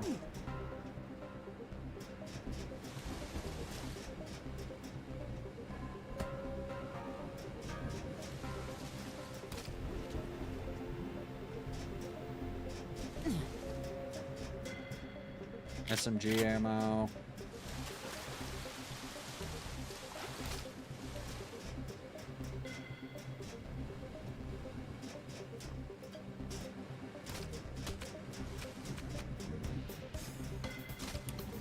The radar doesn't really last a long time. Honestly, back to the whole Slipgate Ironworks thing. Some people like wonder why I actually unironically really fucking hate Slipgate Ironworks. It's actually very easy for me to explain why.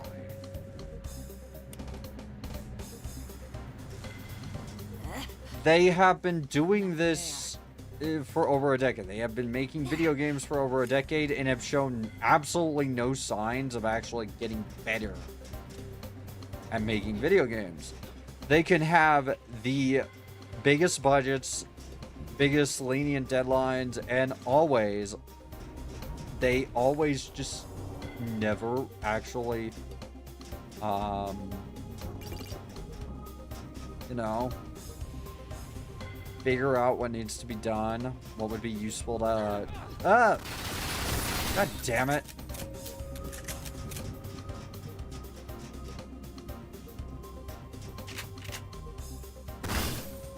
They never figure out how to make, like, a decent video game. That's my issue with them. This isn't Slipgate Ironworks, by the way. I should point that out. This game is not made by Slipgate.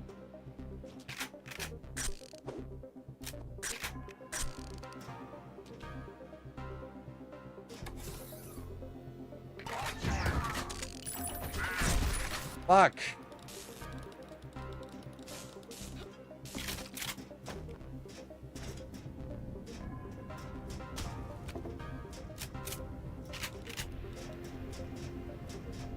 I don't really have many falling bombs. Ow! Oh fuck! Grenades! Oh.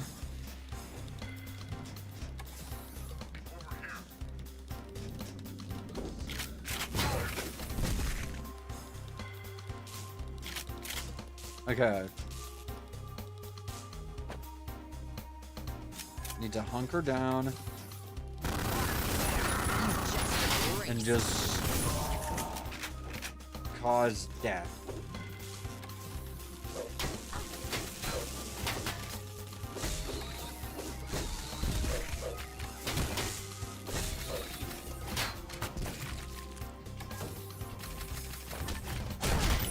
Ow. That's getting a little intense for my liking. I mean, it's a good game. I'm just fucking up so bad. because I don't have any, like, health kits or anything.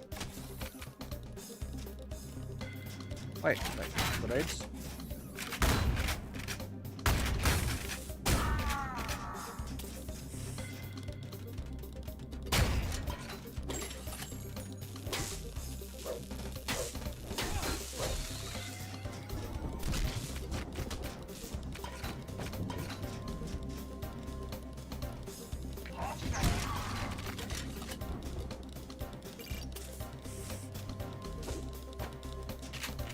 Murder Pede.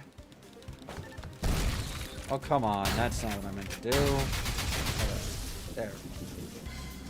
Murder Pede dealt with.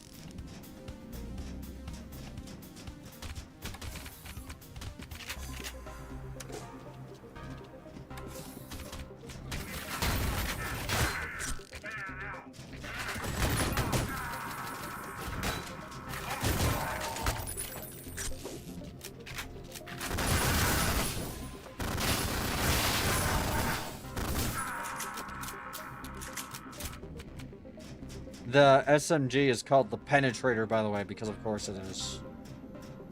Why would it be called anything else?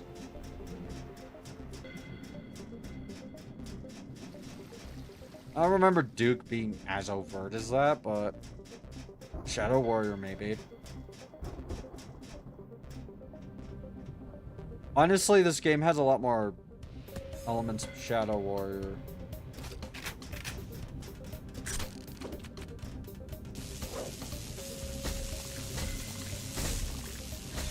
Terminated, fucker.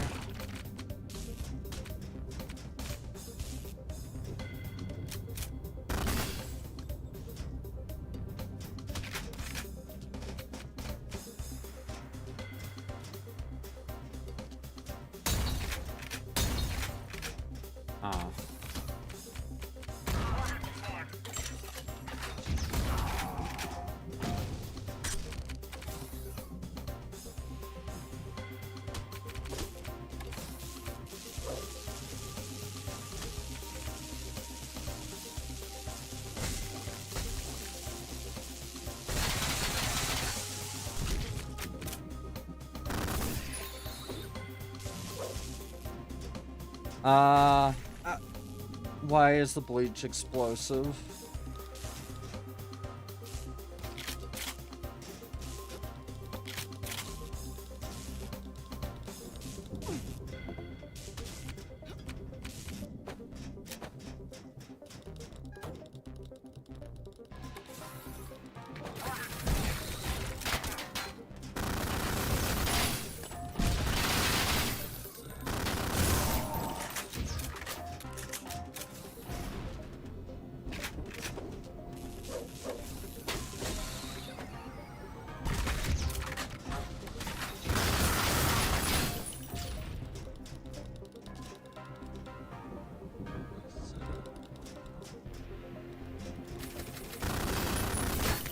Fuck off.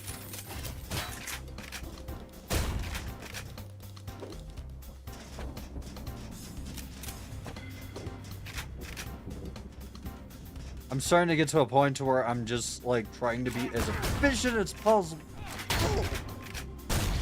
Rest in peace. Fuck off. Fine.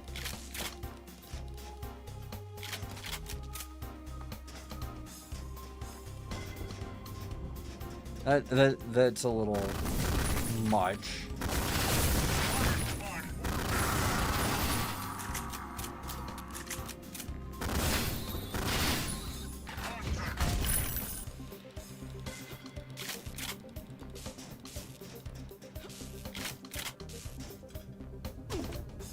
No.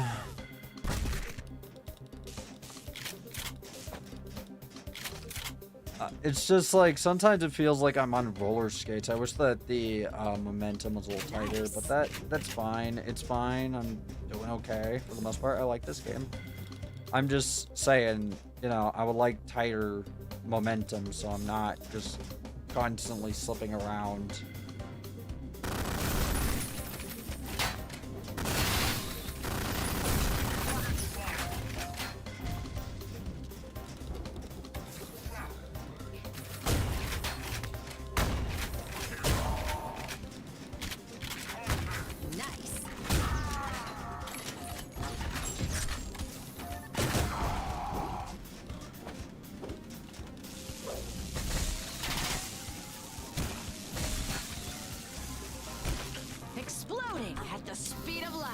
No, not what I meant to do.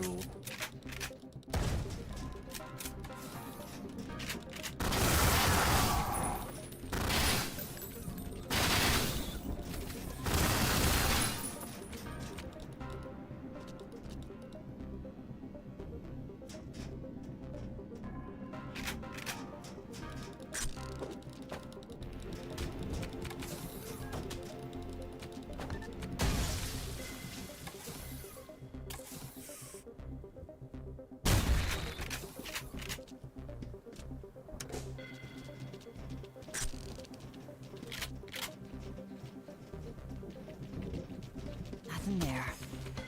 Nothing there.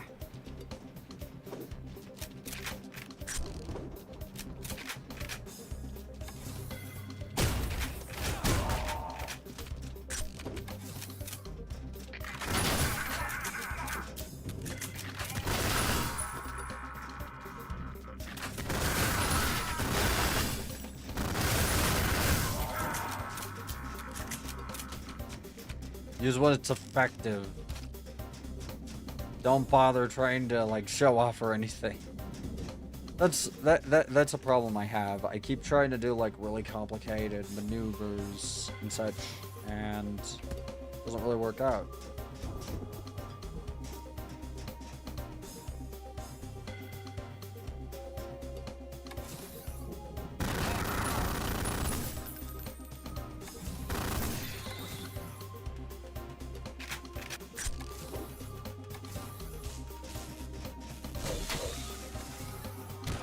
Rest in pieces.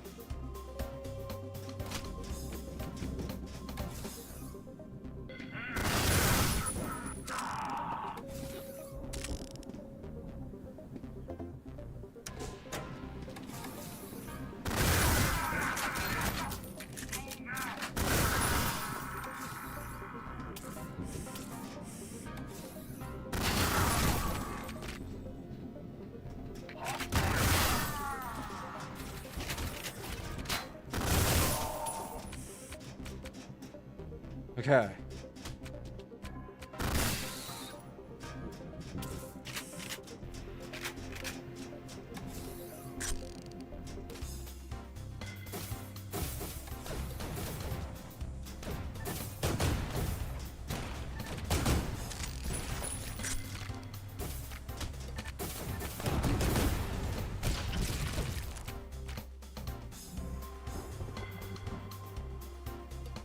Okay, what's next?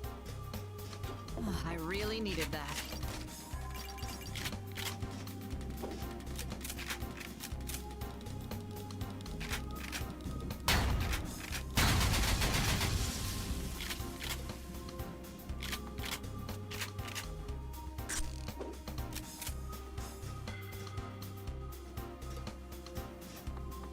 I'm still missing 5 secrets in this area.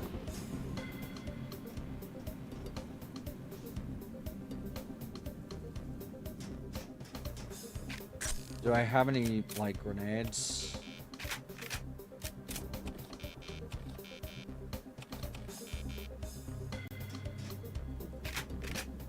Because I feel like I could blow that vent up.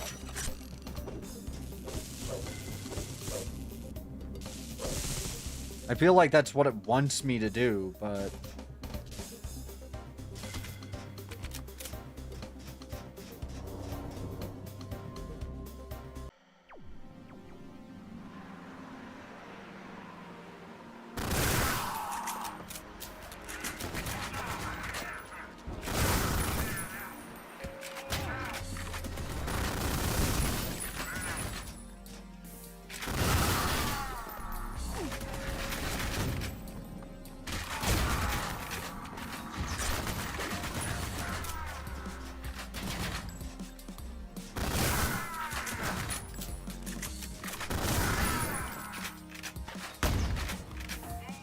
No, no, no, no, no, no, no.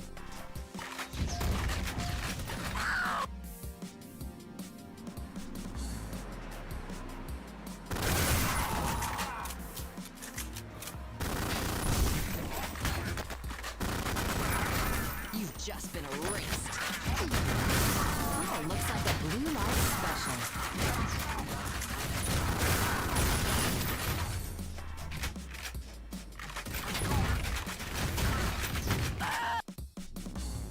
Oh. It's really difficult when I don't really have any help.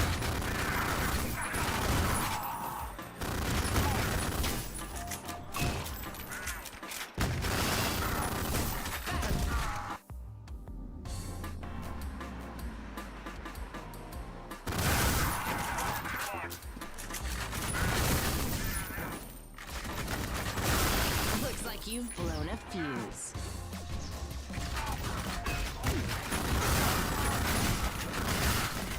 Oh, looks like a blue light special. Ah.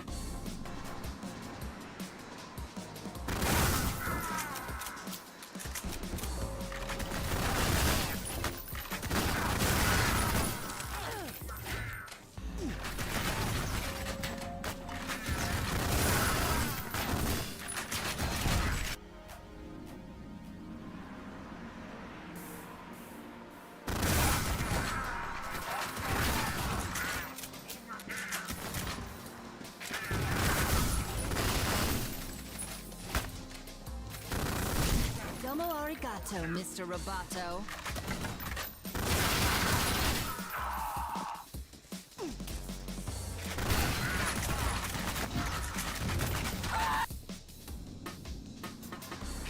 Yeah. Having to lock in a little bit. Sorry about being quiet. I'm going to try my best to talk because I'm noticing when I lock in, that's when I make the most mistakes. Oh, looks like a blue light special. My first person shooter experience was, I think, Unreal Tournament 99. At least my first, like, old school movement type thing. And that, or actually, was it Doom? I think it might have been Doom. 'Cause I mean, I played, yeah, it was Doom. I played Doom when I was like 7.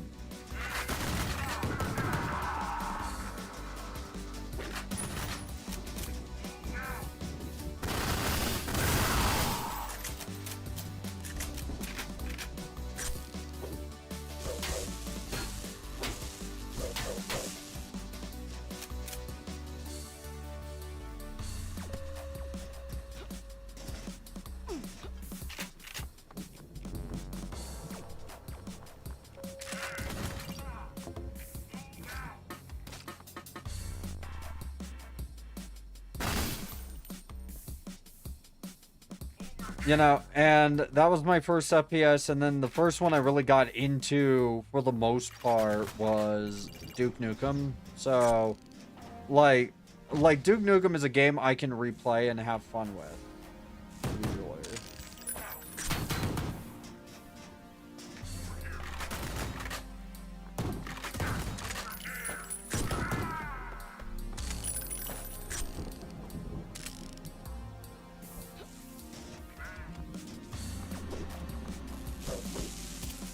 I'm just healing up after the fight because I need to heal up before moving on. I might as well get everything here that I can grab.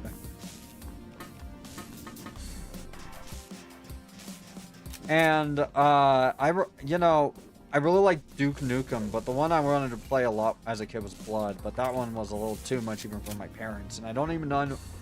And here's the thing, I don't even really know why, because like they were like, oh yeah, Duke Nukem, that's fine, it's like an action movie. Blood, that's a little weird, you know, it looks really violent. Not sure if you should be playing that one. You know, it was strange.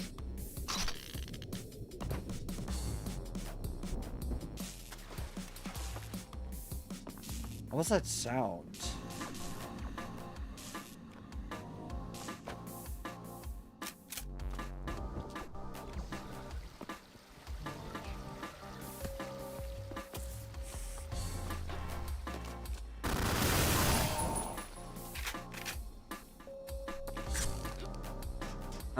But yeah. You know, Duke Nukem was okay with my family, Doom was okay with my family, but, like, I don't know why, they just had a really big hang-up about Blood.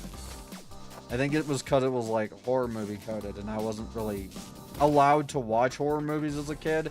I mean, occasionally my dad would show me like Saw or something, but no, I wasn't really watching R-rated, super gory horror movies all the time. Saw was really the only exception he made for that.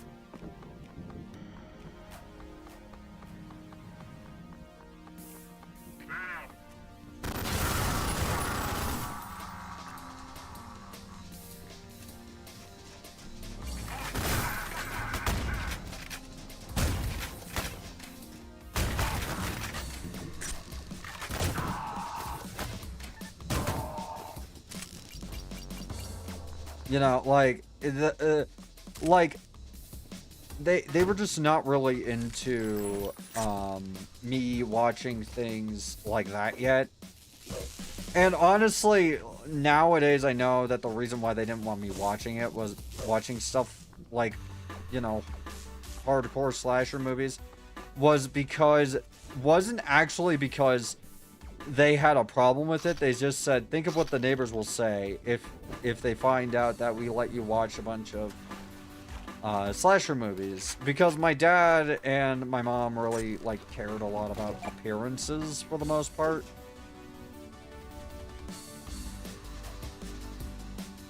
For better and for worse.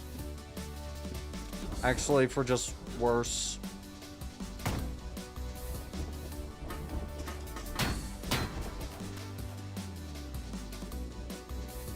Oh, wait, I've never heard that sound for the Loverboy, though. The pickup sound. Yeah, that. Oh, wait. Maybe I just don't notice it because usually I'm running gunning.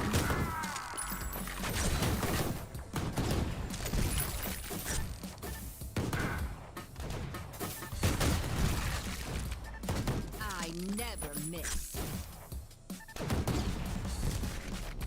By the way, there's not that many mods for Ion Fury, and I'm not exactly sure why that is. I can look into it sometime. I think that the reason why is because most Ion Fury mods would really just kind of be Duke 3D mods. But I don't know. There's not a lot of like custom campaigns or maps for this game. I don't think this story has a happy ending.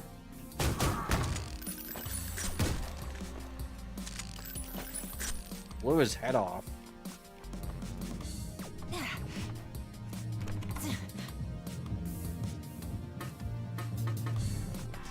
There's got to be a way in there.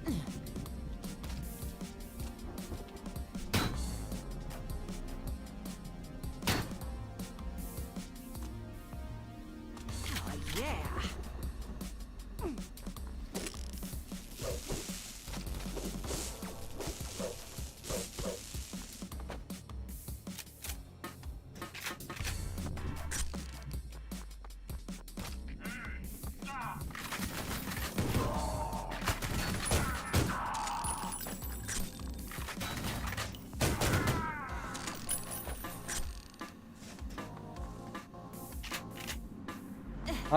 But yeah, like, even when I started getting older, my mom really had reservations about buying me Doom 2016, even though I was, like, well old enough to play it. I don't know why she had so many reservations about that. She got really, upset when I showed her gameplay from it. And said it was really cool.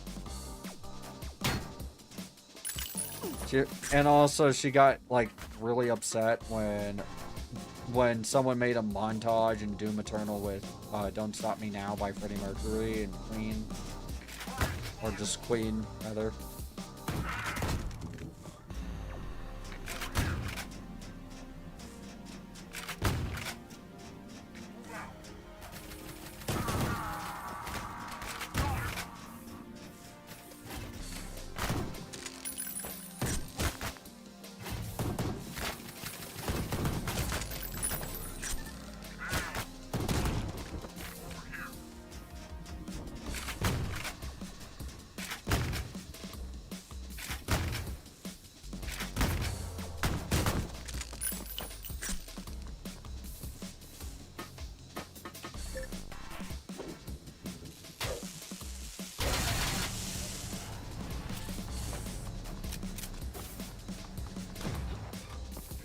And, you know, I think it's because the, like, gore is, you know, it makes him feel kind of uncomfy. I don't know. You know what I mean? Like they just sometimes, Nothing there. like, hardcore heavy gore was always something that they felt really uncomfortable about. I'm not really sure why. I've never really had a problem with gore. Sometimes, like, eyeball stuff can really squig me out, you know, but...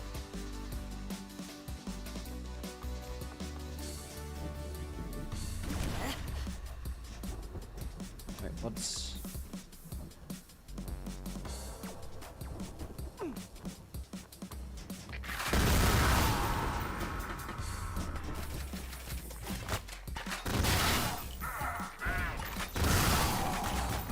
Fuck. Where? There we go. I really needed that.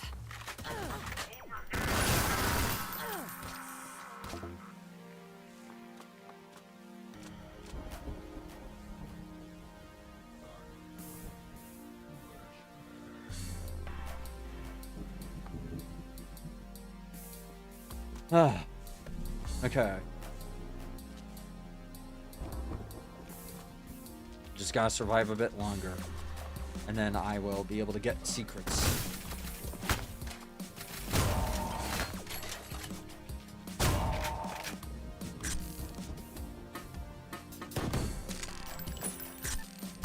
I like the way you die.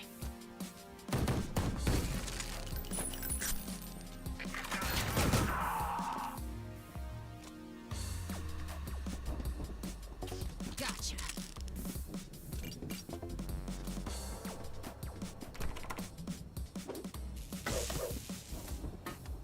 Oh, wait. There we go.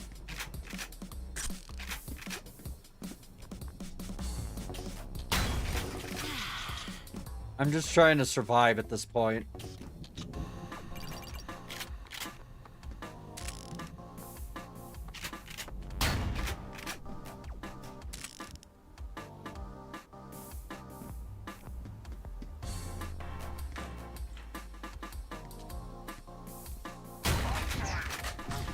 Oh, fuck.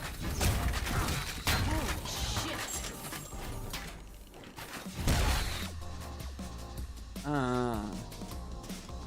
Get sent all the way back. We're done when I say we're done.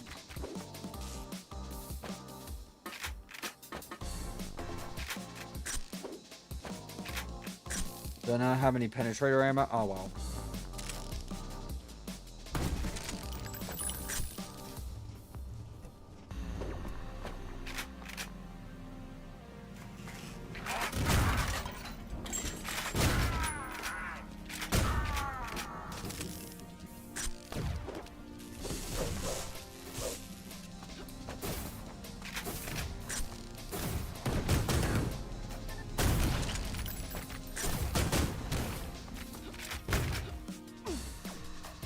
I don't think this story has a happy ending.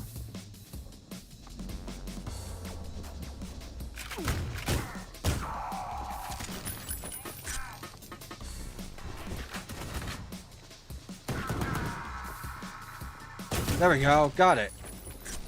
But yeah, like, they were really skivved about gore, I guess. Or skeeved about it, so they would,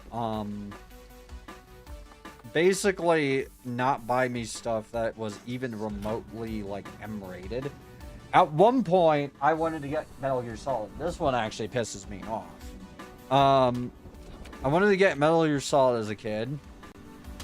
The fucking employee behind the counter ended up being a huge fucking narc and immediately told them, oh yeah, by the way, this is an R-rated game. Are you sure you want your kid playing an R-rated game? And I'm like, dude, you're such a fucking narc. Holy hell. Or mature rated, rather.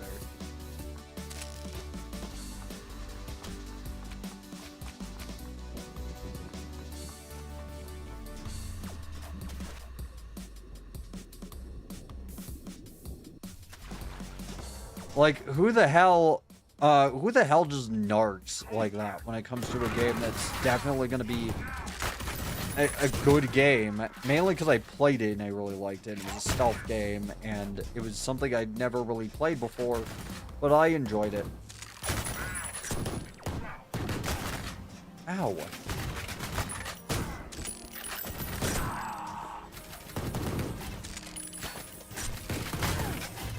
Why am I not hitting anything?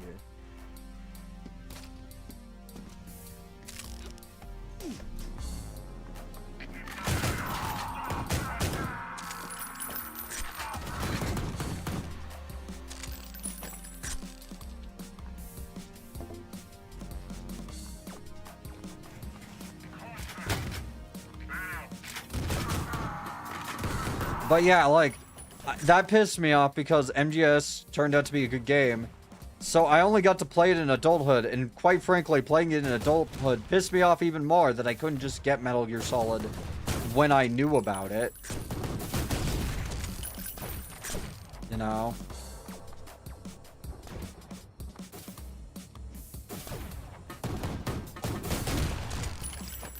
I don't think this All story because has some a guy happy narked ending. on me. My parents were about to buy it, and then he just immediately, like, narked. And said, I suggest Mega Man 8 instead. By the way, I ended up actually fucking not liking Mega Man 8 that much. It was okay, but it really wasn't what I was looking for. And a lot of my love for that game, I am starting to realize, was kind of cope. I was just kind of coping with the fact I couldn't have Metal Gear Solid.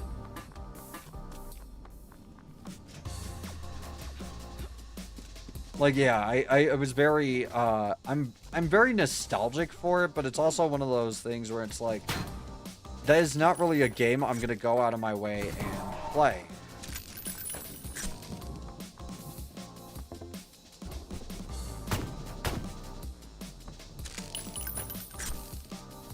Metal Gear Solid, I'm perfectly willing to play that again. Mega Man 8, not so much. Like, I'm nostalgic for it, but it's also, like, the worst fucking Mega Man game. Oh, 1-0.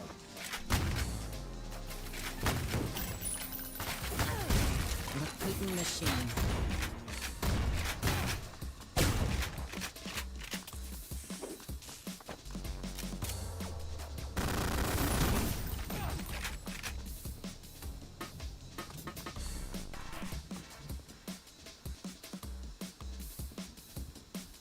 I can't tell where I got hit from.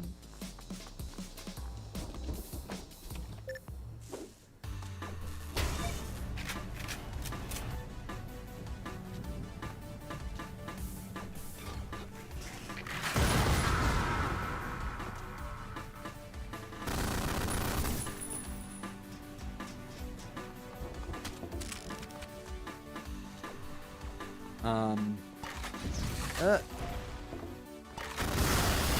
never miss.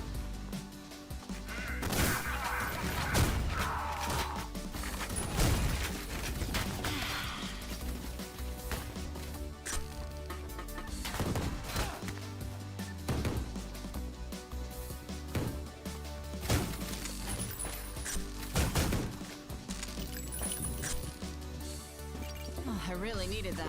I did. I'm like, Yeah. I am barely surviving.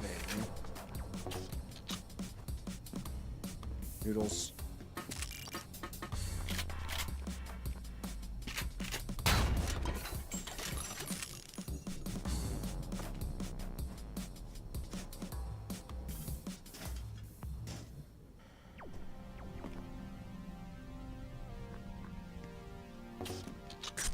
But yeah, like, one of the reasons I am glad you don't have to buy games physically anymore is so shit like that can't happen. People are just like narcs sometimes about the dumbest things. Like, oh, this game's rated R. Yeah, but it's fucking Metal Gear, dude.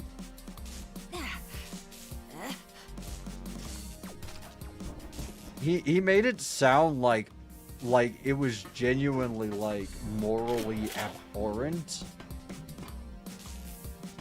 And, like, and because of that, I didn't get Metal Gear Solid. Haven't you ever heard of the healing power of laughter?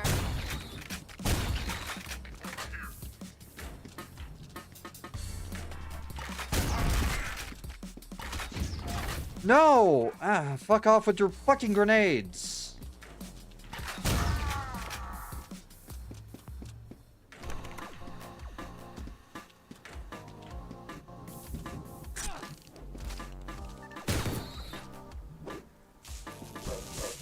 I went from full health to fucking nothing in 2 seconds.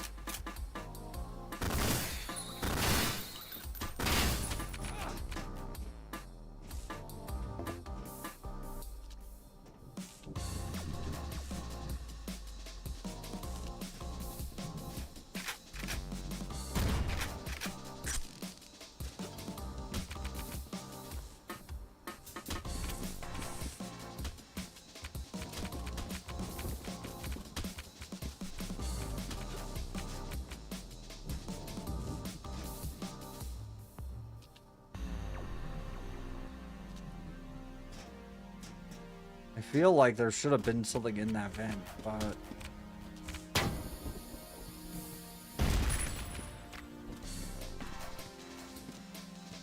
Huh.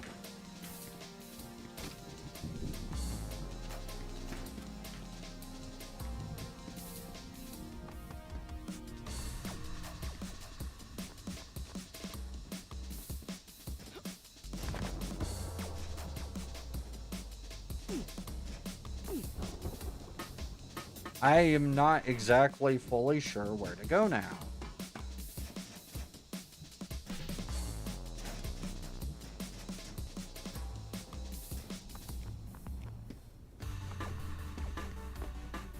Oh, those are just shells.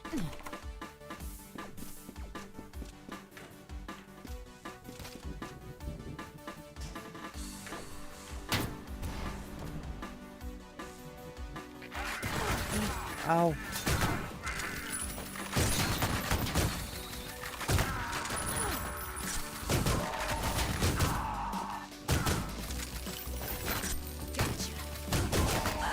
Fuck.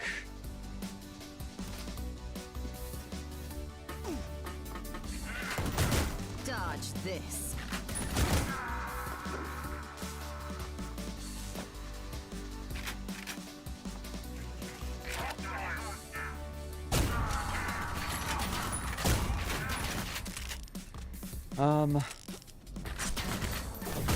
But yeah, like, I'm trying to lock in, but I should talk about stuff. I finally got a pain management appointment for a new pain management place because the old one wasn't really effective at what I was trying to have them do, which was actually like help me out with my fibro. They apparently like have different. I don't understand how companies are just allowed to like make every single like their way not follow certain guidelines or whatever. But it is kind of insane that I apparently went through every drug that could possibly help me. Except I totally didn't. I actually looked.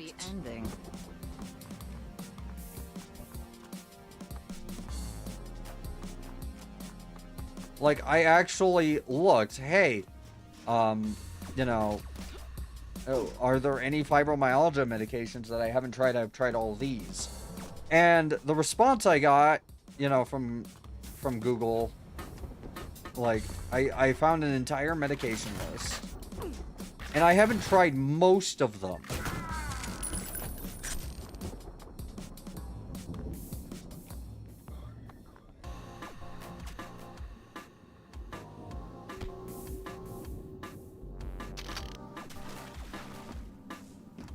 So after a while, it's like, you know. What do you mean I tried everything that you can possibly recommend? Are you actually saying that, or do you just not want to do the big one that you know you're probably going to have to do because you absolutely refuse to prescribe it?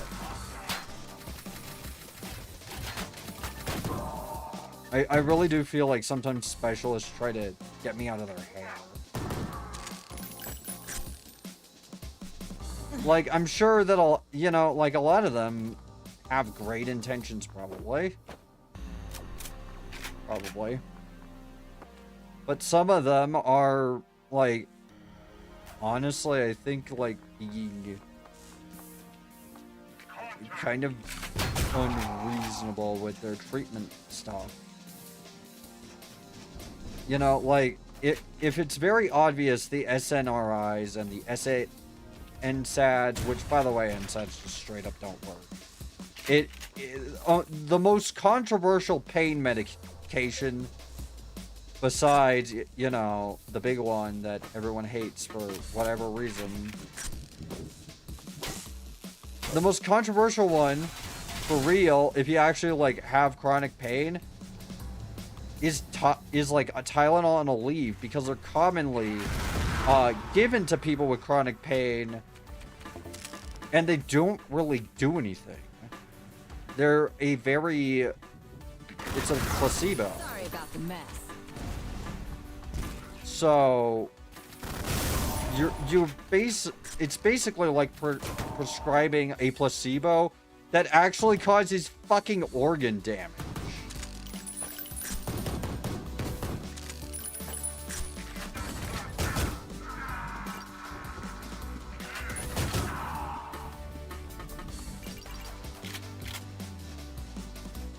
Which is a little bit, you know, that's weird. That's weird that we're basically prescribing things proven not to fucking do anything for anyone who has, like, chronic pain. It's weird that we're prescribing that to people with chronic pain as a safe alternative to opioids when they cause kidney failure from long-term use. I have looked into this a lot, specifically so doctors can't fucking lie to me.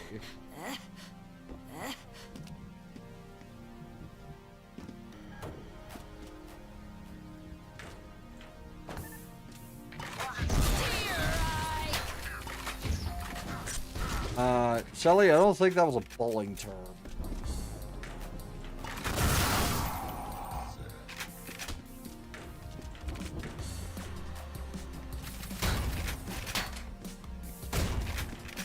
But yeah, I have a lot of problems with how healthcare is done in the States, and a lot of them basically stem from everyone being shit fucking scared to actually do anything helpful.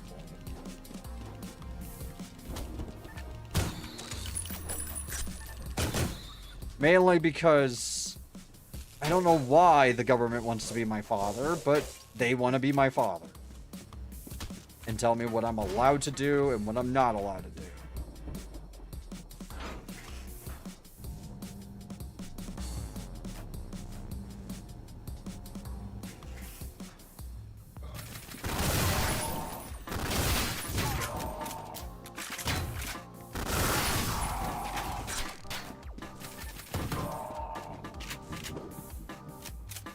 And, you know, at that point, like, look, I understand to a degree that you have to safeguard people. But on the other hand, it's very obvious I'm in, like, a shitload of, like, pain all the time. And it's obvious that all of these medications being prescribed to me in place of the actually helpful one is actually making it worse. Because now I'm stressed and feel like I'm constantly failing because like I was prescribed something that just straight up doesn't work, or just didn't really want to deal with the organ damage. You know what I mean?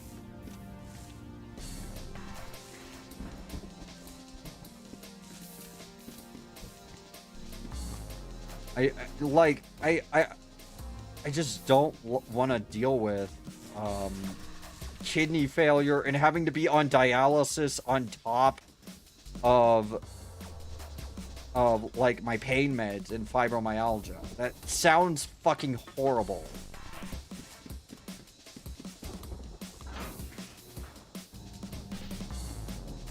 Dying of horrible, squelching, oozing kidney failure sounds fucking terrible. Not gonna lie.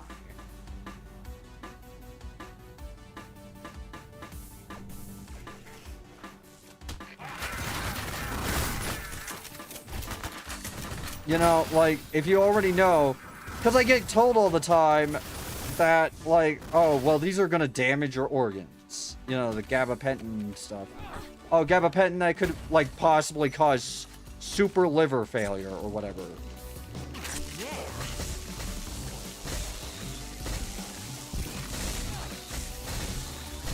Haven't you ever heard of the healing power of... Fuck.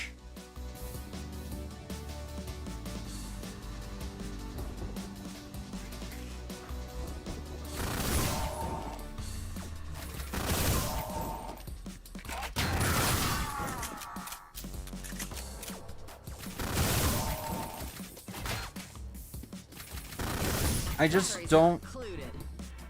Okay, so last I'll say about it all is that I just do not like the idea of causing organ failure just to treat my pain. And it's not like a, oh, this might cause kidney failure. No, it's a, this is going to cause kidney failure within 2 years. Kind of don't like that, not gonna lie.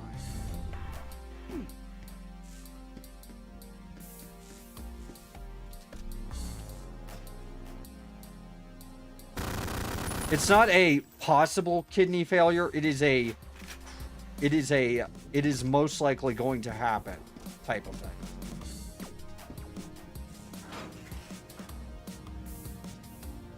Like, when I know that this medication is just going to ruin my kidneys, prescribing me something and then banking on me having the placebo effect enough to actually be effective. Get out of my way. Okay. And when you know it's a placebo and you're doing that because you think that it's all psychoschematic or in my head or whatever, even though it's not, there's verifiable proof it's not. It really does feel like I'm just, you know, not really giving as much priority as needed because here's the genuine reason why I won't get that stuff. Oh, but you see, people get addicted to, you know, street drugs.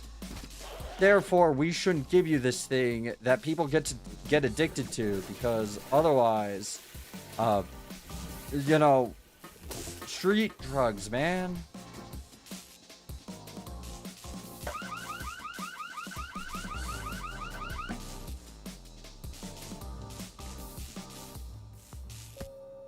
That's like the entire argument. From what I've noticed, it is just, we don't want to get you addicted. And it's like, motherfucker, at this point, I'll take addiction over, like, severe pain in my arms that causes me to not be able to move. I'll take addiction over my joints and nerve endings feeling like they're on fucking fire.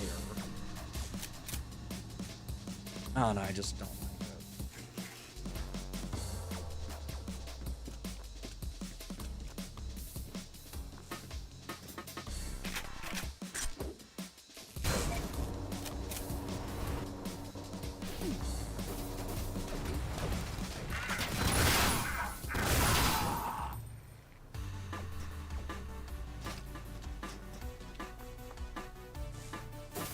I just don't like, because here's the thing, I have looked into every medication I have been prescribed. And almost every single one, like, the health claims are dubious, if not outright a lie. I'm sorry, but apparently, like, people really like to believe pregabalin works. I'm about to, like, I hate saying this, but it usually doesn't. It only effectively treated pain in 1 out of 8 people. The number to treat, or the NTT, is 8. That would be thrown out in any other study if it wasn't about trying to prove that there are better things than opioids for chronic pain. It's agenda-driven. It's very clearly agenda-driven. And I don't like stuff like that. I hate when people... I hate when people with an agenda make up why something works, quote unquote, when it actually doesn't. I hate that. It is conceptually a dumb fucking system.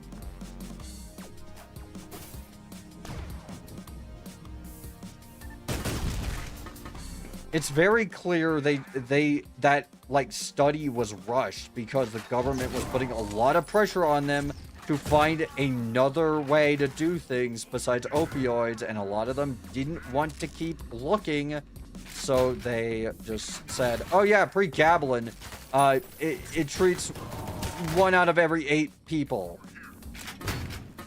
Is that good? I guess, yeah, it's fine. It's that kind of thing. It would seriously be like if a drug... If you had a 1 in 16 chance of immortal life from, you know, drinking piss. And, like, they kept saying that, even though you know that's probably not true. The thing is, if your number to treat is 8, that probably proves it's not very effective. And it probably proves that one person is an outlier who probably either did not have fibromyalgia or was psychosomatic or really wanted to believe it worked.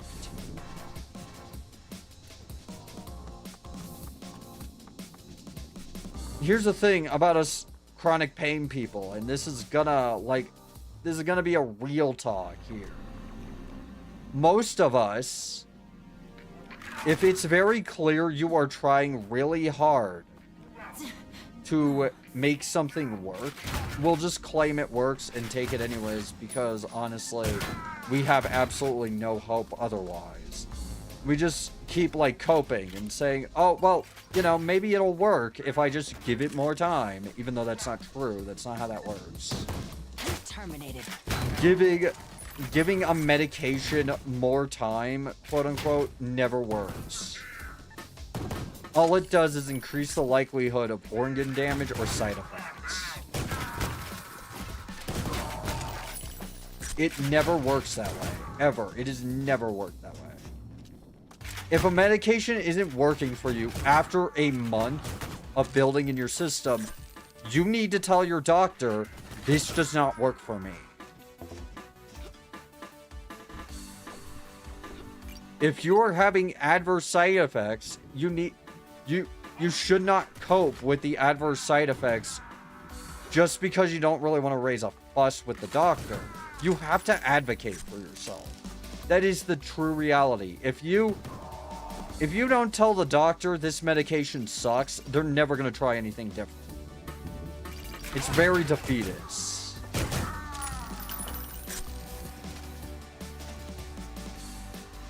Well, I'm sure that they won't give me what I need anyway, so I might as well just not make a fuss.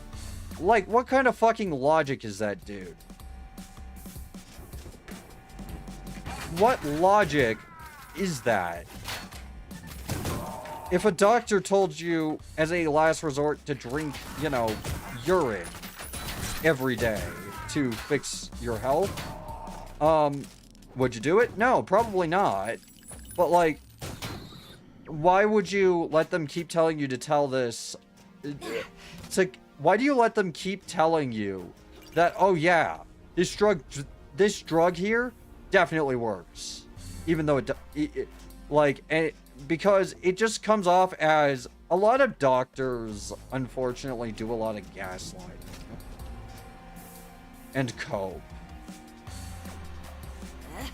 Either cope or just playing gaslighting because they don't want you to ask about opioids. They don't want you to ask about narcos anymore. They don't want to get in trouble. So they just kind of cope and go, well, I mean, you know, I'm at a loss. This must be psychosomatic since none of the cures work. So it's basically a way of saying, I am not going to help you. Without saying it. And I understand that a lot of, like, I understand that sometimes medications make doctors really nervous.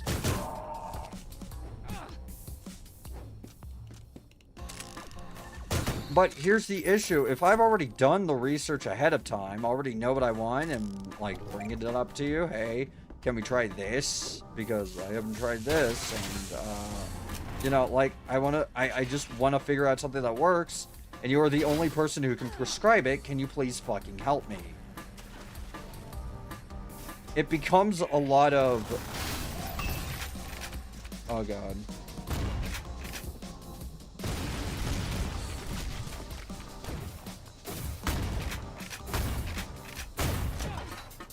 Ah, fuck.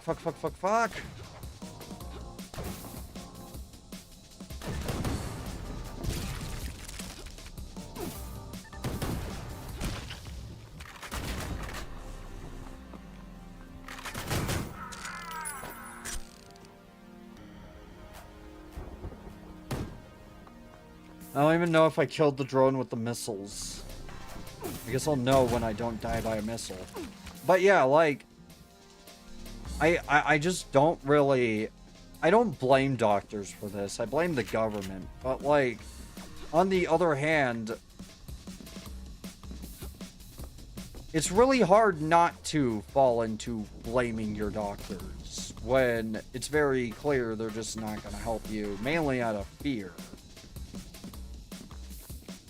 Like, they know it's probably going to help, but they don't want to do that one. That, you know, look, I'm really uncomfortable with prescribing this.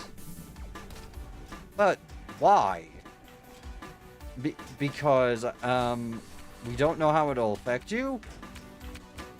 It works the same for virtually everybody. There's not really, like, a lot of legal, you know... I mean, there are side effects, yes, but like, how it affects me, what the hell do you mean? And also, like, do you not trust me to tell you if it affects me poorly and I decide I want to get off of it to tell you that? Do you not trust me enough to be a fucking adult?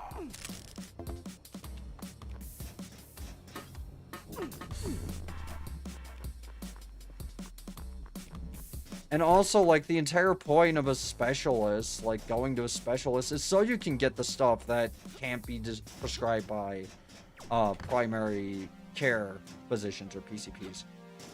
And, like, I'm just really tired of getting on these drugs that do nothing but really tank my mood down, make me a lobotomite, and don't really even help my pain. And I'm only taking them because now the withdrawal sucks dick. So if I don't take them, like if I don't take the amitriptyline or the, you know, cyclobenzaprine or whatever, now I'm gonna be withdrawing on it. And it feels like shit. I can't just, like, stop it. I can't just cease taking the medication.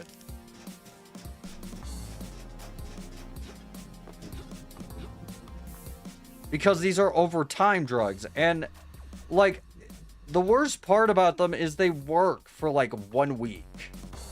And then they just stop working. That's the worst part. They work for like maybe a week or less. Then they build up in my system and then they stop working. And the only like solution is to raise the dose. How many times are we gonna raise the dose before finally I can't take it? Like, how many times are we gonna do that? Realistically, what's gonna change if I just raise the dose on it? It's just gonna happen again. My tolerance is gonna go up and you're gonna have to raise the dose again.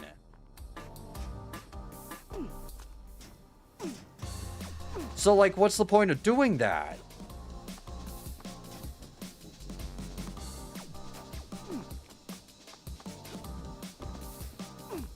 Oh, but you see, like, maybe you won't tolerate this dose this time. What? Talking with doctors sometimes, it feels a lot like I'm talking to a child. I know that they know their stuff. I know that they know how the world works. But a lot of the times, it really does feel like I am talking to someone who is either extremely copy or doesn't actually understand how any of the things they prescribe work, which I don't believe. I believe they do know how they work. I just believe that they don't want to get in trouble, so they just don't help me. Overcorrection. The CDC guidelines, like, even were... The CDC guidelines that basically said, focus on alternative treatments or whatever, even they had to, like, go back in 2022 and say, if none of these treatments are working, you need to just do that.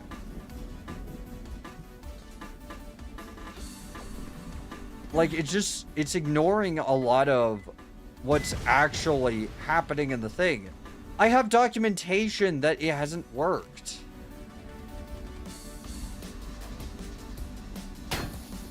Like, what more do you want from me, bro?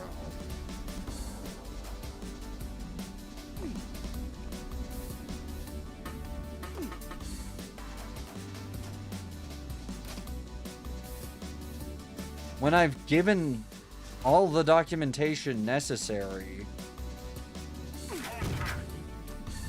just feels very odd to...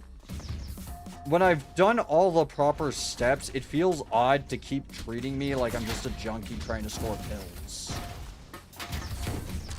Considering I was willing to let you put me around in a circle of fucking Tylenol, pregabalin, gabapentin, Tylenol, pregabalin, gabapentin, considering how much I was willing to just go along with that for like 2 years, I think that tells you that, yes, I'm not just like a fucking junkie. I think that tells you that, no, I'm not just trying to score pain medicine. Who would go through the effort to do that?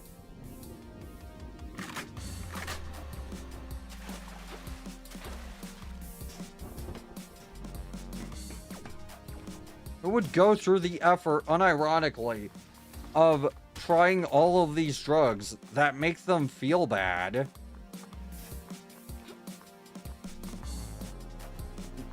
Just to get fucking pain meds that they can get off the street from literally anywhere.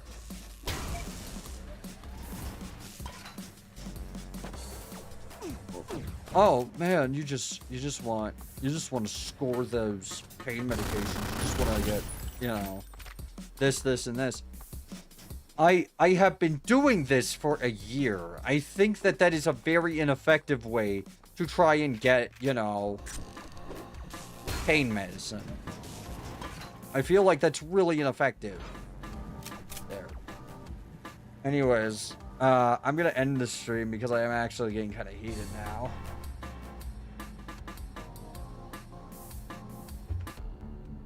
As soon as it saves. Anyways.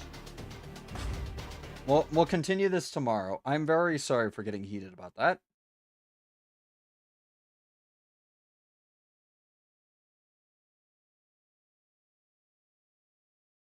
We're gonna raid out to Lyric Chlorita. I will see you all next time. Peace out. Have a good day and take care of yourselves. Hydrate, take a nap, whatever you need.